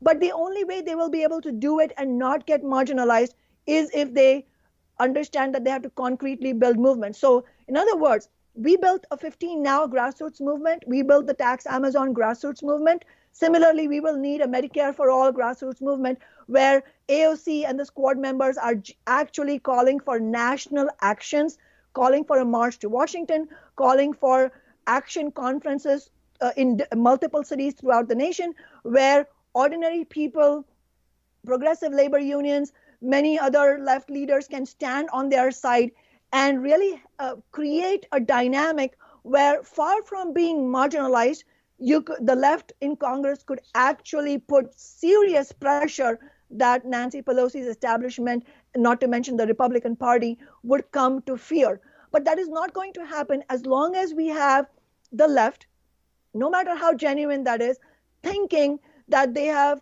only so much room to maneuver and that they have to, at the end of the day, vote for Nancy Pelosi. Look, this is another form of lesser evilism. And lesser evilism, in my view, is a permanent defensive posture for the left. If we adopt lesser evilism, then its logic is endless. No year, no month, no day will be the right time for you to go up against the establishment. So we have to dispense with lesser evilism and understand that 70 million people voted for Donald Trump. How are we going to win them over? It is by building mass movements around demands that they will agree with. Many of them will agree with us on Medicare for all, green new jobs, ending renter debt, which is now becoming an huge crisis, ending student debt, and really building that grassroots effort. Yeah, I think that really you are hitting on all the points and answering the questions that we've kind of been asking ourselves. Like for me, I've been trying to wonder and like reassess my theory of change after Bernie Sanders lost the primary in 2020 and thinking like, how do we ever get to this point to where we can get Medicare for all? I don't think we're going to abolish capitalism anytime soon, but at least rein it in a little bit more and move closer and closer towards social democracy for now. And I think that really the question, or the answer rather, it's always been right in front of us. It's not a matter of like, well, how much more members of the squad do we need to start, flexing our muscle in Congress? Do we need 4 more, 10 more? It's a matter of we need movements. We need people to be activated. And, to me, I think it's as little or as simple as really even organizing people in your own communities. If we all do this, then we could have a huge effect at the aggregate level. It's just a matter of trying to relearn bad behaviors, because I think that a lot of us, myself included, we've been kind of hyper focused on electoral politics from the standpoint of elections and politicians. And I think it makes sense why we focused on that, because we were this close to the White House. So it's when you have almost, the most amount of power in this system, it makes you feel as if a lot more things are possible. But you kind of have to go back to the drawing board once that is out of the question, and think, how do we actually get the change? And it's going to come from, the bottom up and not the top down. And I think that if people really internalize that and they use that to guide themselves, going forward to fight for change, then I think everything will be, it's not going to be smooth, to say the least, but I think that it'll make more sense to have that perspective. I would say, though, that I don't believe that we were this close to getting Bernie Sanders elected. It's two things. One, were there tens of millions of people absolutely electrified by his message of a political revolution against the billionaire class? Absolutely, yes. Was there a real opening for the left? Absolutely, yes. But was it going to happen through the Democratic Party? No. In fact, when Bernie Sanders, a socialist alternative, my organization and we supported Bernie Sanders both in 2016 and last year. And I've spoken at his rallies, campaign rallies both times. But when he was about to announce his candidacy in 2016, at a public forum on the climate change in New York City, in Manhattan, I asked him publicly to run not as a Democratic Party candidate, but as an independent candidate. And obviously he didn't agree, and he ran as a Democrat. And I think it's a very simple calculation here. If you will run in a party whose establishment is aligned with the billionaire class, how can that be the party that will tolerate a campaign against the billionaire class? It is as simple as that. It's not, we should understand that this is the essence of politics, and this is something all working people can understand. It is not something that's inaccessible to them. You don't have to have a PhD to get a very simple fact. It's a question of what logic you're following. And I think one of the main components of why we were able to do it differently and show a different example is because I am not part of a party. I'm not a member of a party that is opposed to the agenda that I'm running on, which is for the working class. I am a part of Socialist Alternative, which itself is, it's a socialist organization that is made up of rank and file activists who all have democratic rights within the organization, who discuss and debate all important questions such as should we run a candidate, who the candidate should be, what the campaign platform should be. It is not done by one elite individual. And furthermore, Socialist Alternative itself is rooted in the wider social movement. Our members are members of the working class. They are women. They are people of color. They are ordinary people. They are grocery store workers, Amazon warehouse workers, tech workers, educators, librarians. These are the people who are rooted in the social movement themselves. I myself, I'm a teacher by profession. I'm an economist and teacher by profession, and I'm a member of the teachers union. And so I think all of the questions that you raised, Mike, they bring up the most important point, which is that in Seattle, Socialist Alternative and me being part of Socialist Alternative has been the absolute backbone of everything we have been able to achieve. Because having my own organization with me, an organization furthermore that is rooted in the working class, makes sure that I am never alone. I may be one on the dais with 8 other Democratic establishment people who may oppose me on or attempt to oppose the working class agenda that we bring forward. But what they are going up against is not just me. They're going up against Socialist Alternative and the working class that Socialist Alternative is rooted in. And so really, many of the questions of organizing for Medicare for All also bring up the question of how can we do that inside the Democratic Party? And in my view, we need a new party for the working class, a party that is not organized, as you said, not organized top down, but is democratically organized, where actually not as an aspiration, but actually members of that party can hold their elected officials accountable. But not only that, a party that is rooted in social movements and is not just simply an election running machine. So I want to pick your brain on this a little bit, if you have a little bit more time, because I actually disagree. I don't think that Bernie Sanders should have run outside of the Democratic Party, even if I wanted that to happen, and even if he wouldn't have those institutional barriers that prevent change.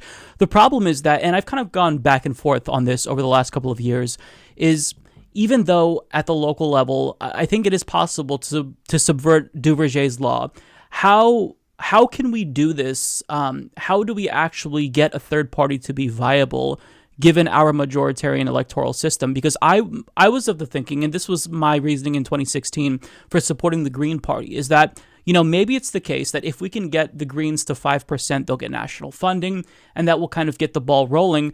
But what I realize is that, like, the two-party duopoly in the United States, it's almost like culturally ingrained. And so I feel like people, even leftists, will check out if you just mention like a third party.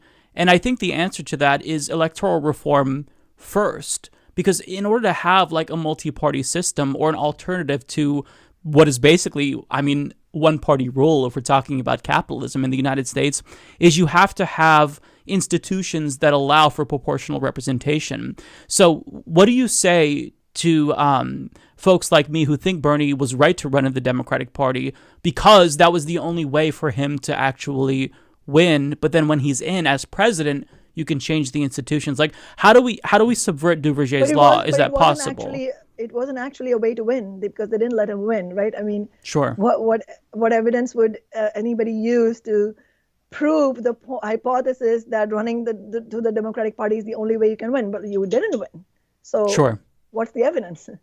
But I would say that, just starting from your original point about electoral reform, obviously, there are pros and cons of different electoral systems, and I wouldn't, I don't want to start a debate on those. But what I will say, what I will offer is, my home country, India, has the kind of system that electoral system that you're talking about, proportional representation. And what do we have in India? We don't have just two parties. We have multiple parties. And yet, what have we seen in the same period, in the same 3-4 decade period, what we have seen is not one of those parties actually fighting for the working class. In fact, many of the parties that used to be somewhat left-leaning or progressive have actually moved to the right, and the more right-leaning parties have now become, absolutely fundamentalist and somewhat deadly to even basic ideas like democracy, as you're seeing with the BJP and the Modi regime. Right. And so I don't know. I don't actually believe that this is this comes down to electoral reform in the sense that if we fix this or that electoral law, then we will be able to run left campaigns and get somebody to win as president in, somebody like Bernie Sanders. I don't actually believe that. And going back to my account of how, when I asked Bernie Sanders, that was in November of 2014, I believe, in Manhattan, the day before the big People's Climate March, that I believe you should run as an independent because I don't believe that running inside a party that is of the billionaire class will allow you to run a political revolution against the billionaire class. And Bernie Sanders' response was something along the lines of, well, I don't want to run an educational campaign. I don't want to run a campaign just for the sake of it. I want to win. And my response to that is, of course, yes, absolutely, we want to win. We've won 3 elections as an independent socialist in Seattle. So absolutely, we are about winning. The left has to win, especially with the ticking clock of climate catastrophe. Mm-hmm. We have no time to mess around. We have to be very, very serious about winning.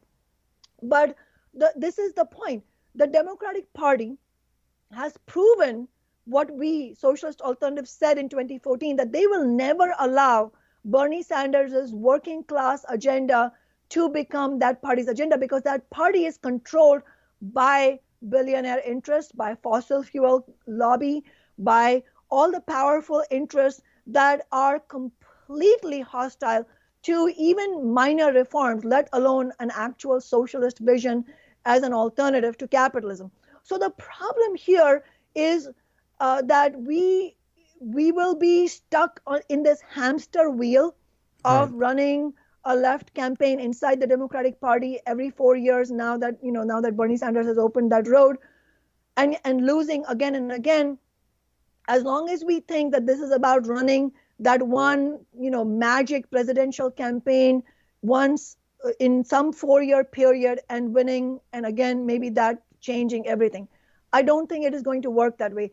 At the end of the day, I think it is a question of seeing this through the lens of a longer term movement building approach, and not understanding that this one election is not going to be the result of anything. I mean, I will also say this. Even if Bernie Sanders were to win, I don't believe that it could win inside the Democratic Party. But even if he were to win, do you think that they would just allow him to do all the things that he wants to do for the working class? Exactly. So my point is that this temptation that I'm completely compassionate to this idea, but what I'm trying to point out that it's a dead end, which is that it's understandable that people believe that, well, building a new party from scratch, that just seems utopian, that just seems too daunting. Let's try something that seems less daunting, which is do it to the Democratic Party. I understand the temptation to go that route because something else seems more daunting. My counter to that is actually not only is running the Democratic establishment route just as daunting, because look at the kind of attacks and chicanery that they used to destroy Bernie Sanders' campaign, which they absolutely did, and we had predicted that they would do it, that it would be just as daunting. In fact, thinking working class agenda can succeed inside Democratic Party, that's utopian in my view. So there's no avoiding a massive class struggle type of clash. And I don't mean physical clash, I mean a political clash between the haves and the have-nots, the people who have every incentive to keep this rotten system intact, which is the billionaire class and their political cronies, and the billions in this world who have every reason to urgently bring about a social shift. There is no avoiding that political clash. That political clash is going to happen one way or another. And the sooner we understand that as long as we keep ourselves beholden to a party that is controlled not by us, but by the billionaire class, that is going to run into a dead end. So it's never going to be easy. I'm not trying to sell this idea that it's going to be easy to build a new party. No, I promise you, when we do build that new party, I promise you that there will be all kinds of hostile elements who will become part of that party and then try to use that party's platform to further their own careers. So we should not expect, and this is the main point I'm trying to make, we should never expect that it's ever going to be easy. It is going to be hard. The question is, which is the right way to go, which is the way that's going to yield us the most results. And this is where I'll come, full circle to Bernie Sanders' response. He said something like, I don't want to run an educational campaign. And my response to that was, well, you are not going to be able to win inside the Democratic establishment for the simple reason that they will not let you win. They will use every trick in the book to undermine you, which is exactly what they did. And on top of that, you will send a wrong education of, it won't even be the right kind of educational campaign where the message, the right kind of educational campaign is our campaigns, where we say openly and honestly to ordinary people, hard, but this is the way to go.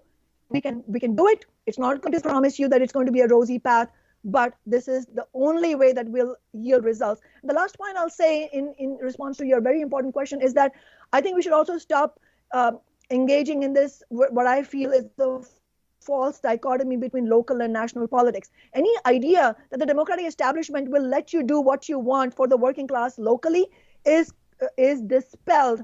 That idea is completely dispelled by looking at how hard they're going after my office. As you said, they have attacked us in every which way. I have lost count of the number of lawsuits, the number of attacks, based on so-called ethics that have been done against us. In 2019, the progressive wing of the Democratic establishment, Latina council members, women, they ran a candidate against me in the primary. And now we are facing this recall attack.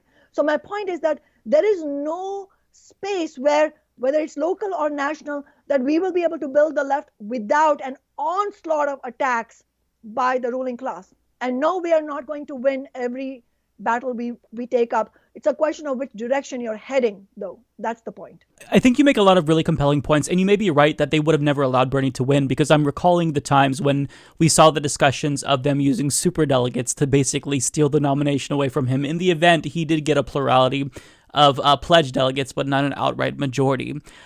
So I think that actually is a really compelling point.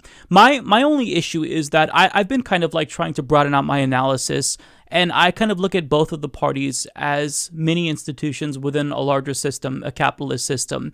And so in the event, let's say hypothetically speaking, Bernie Sanders were to win the presidency if he did pursue a third-party option, don't you think that the same institutional mechanisms that would have kept him down if he ran within the Democratic Party would still exert that same pressure on him if he was outside the Democratic Party? Because he'll still be working with Democrats and Republicans in Congress. He'll have to caucus with them as an independent president. So I'm just trying to figure out, like, in terms of long-term strategy, I kind of like my theory of change has kind of been a two-pronged approach. I think that you do have to try to take over the Democratic Party, even if that might be almost impossible. But I also think that third-party alternatives are effective at putting pressure on the other parties, because they can only get so out of step with their base until they start losing portions of that base to third parties. So I think that you know using both to your advantage when it's effective is going to work. But how do we, like, I think this is kind of like speaking to a broader question of capitalism in general, and like, is capitalism allowing us to make the change at all? And you've kind of answered that question in the sense that so long as you have movements, really you can do whatever, so long as that movement is activated and working class people are brought into this process and not kind of sidelined. To your first point, wouldn't, if Bernie Sanders had run as an independent and if he had won, and I think that is a loaded point, because the only way he could have won is if we had a completely different situation here in the United States with movements genuinely empowered on a national level, like the small example that we've shown in Seattle, but it would have to be 100 times over. So as far as your question, wouldn't they have attacked him wouldn't the Democratic establishment have attacked him even if he had run as an independent? Absolutely, they would have. And that's not a hypothetical question. Look at what they're doing in Seattle. Look at what the Democratic establishment is doing in Seattle. I am not a Democrat. I am a socialist alternative member. I ran independent of the Democratic Party. There's been no shortage of attacks. I mean, as I said, I have lost count of the attacks they have made against my office. So I don't think the point of difference between whether you run as an independent or you run as a Democratic Party member is about how much they will attack you. What they are hostile to is if you are genuinely wanting to fight for the working class. And Right. Bernie Sanders is genuinely wanting to fight for the working class, which is why we supported him. And yes, that is precisely why the Democratic Party establishment will be utterly hostile to his agenda, whether he ran as a Democrat or as an independent. That's not the question. The question is, which is the way in which we can genuinely build the strength of the grassroots, the strength of movements, of rank and file people, of millions of young people? Is it going to be within the Democratic Party, or is it going to be to begin to build an independent force? And that's where I think the answer is latter, not turning everybody into this blind alley of the Democratic Party, which we know doesn't work because they are hostile to our agenda. That is why we need our own organization. And bottom line, again, the only way we have been able to do what we have done in Seattle is because I am not alone. I actually have a force with me, which is socialist alternative.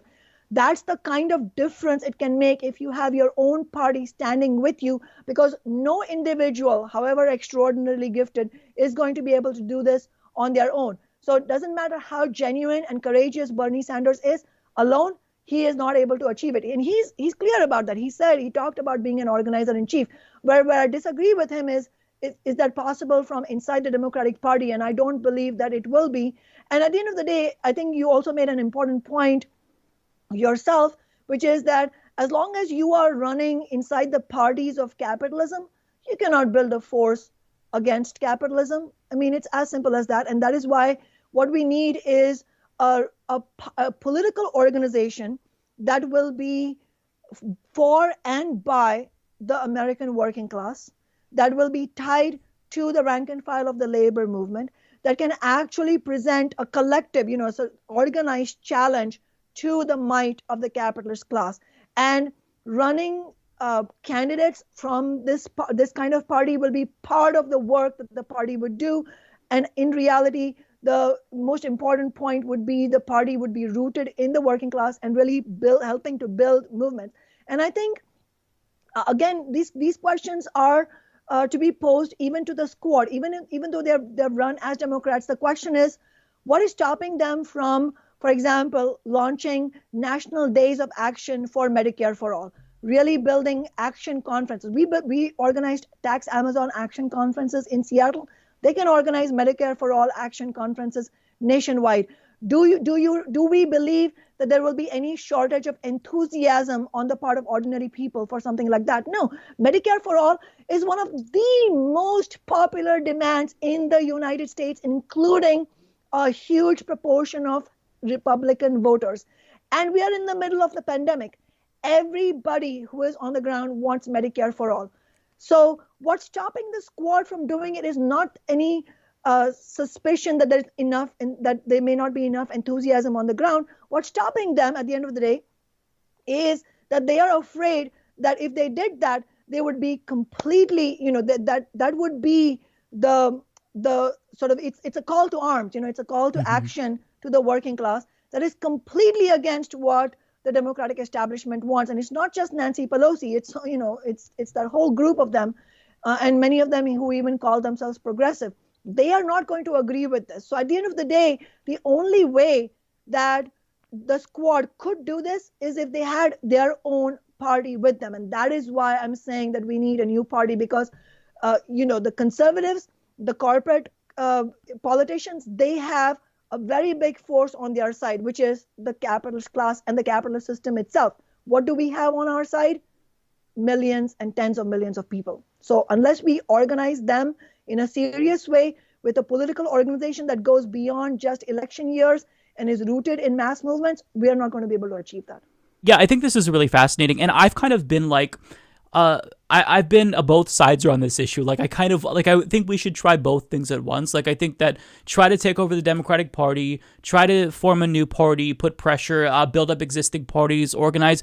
I think that at the end of the day, even though there's a lot of disagreement on the left, and it is somewhat divisive and it's dividing a lot of members of the left, one thing that I'm always willing to admit is that if we find a strategy that works, then I'm willing to abandon what I previously knew. I'll unlearn the bad habits. And I think that you certainly are coming from a place of legitimacy, having been able to accomplish so much that didn't just change a lot of Seattle, but it's having an impact on the national political discourse. Because, again, we're kind of seeing the Democratic Party copy your minimum wage model in Seattle, which you kind of spearheaded. So it's really interesting, and really thank you so much for coming on. I've taken up way too much of your time, but I think that this recall effort it's really important that we fight this, and just having you explain what it takes to truly get change it's just perfect. So thank you so much, Kshama. Can you tell us where we can find you online on Twitter and whatnot? Yes, for the Solidarity campaign against the recall attempt, please go to kshamasolidarity.org, which is my first name, KSHAMA, solidarity.org. You can find my council office stuff, really interesting stuff on Twitter. My Twitter handle is CM Kshama, that is CM and my first name. And of course, you can just Google my name, or you can Google Socialist Alternative and find out more information. And I really welcome anybody who's watching this. If you have questions about Socialist Alternative or how we have conducted our work in the City Council, what it means to be a socialist, how we can win any of the victories that we're talking about, the necessary things like Medicare for all, please don't hesitate to reach out to me. And I really appreciate you, Mike, for asking all those really important questions. Yeah, thank you so much for your time. It's nice to have someone on who has done so much, explain what it takes, because I think that I've kind of I went into this doom and gloom mode after 2020, and it felt like everything was hopeless. But to really look to these examples of success in the United States, I think it shows that not all hope is lost, even in this late stage capitalist system. We can affect change. It's just a matter of doing the right thing, and most importantly, organizing, talking to people. So thank you so much, Councilwoman Sawant. It's been an absolute pleasure. Thank you so much, Mike. And as you said, yes, it does feel like doom and gloom, and it's completely understandable. I feel that way too. And it's because there is a lot of, we see the system not working for us.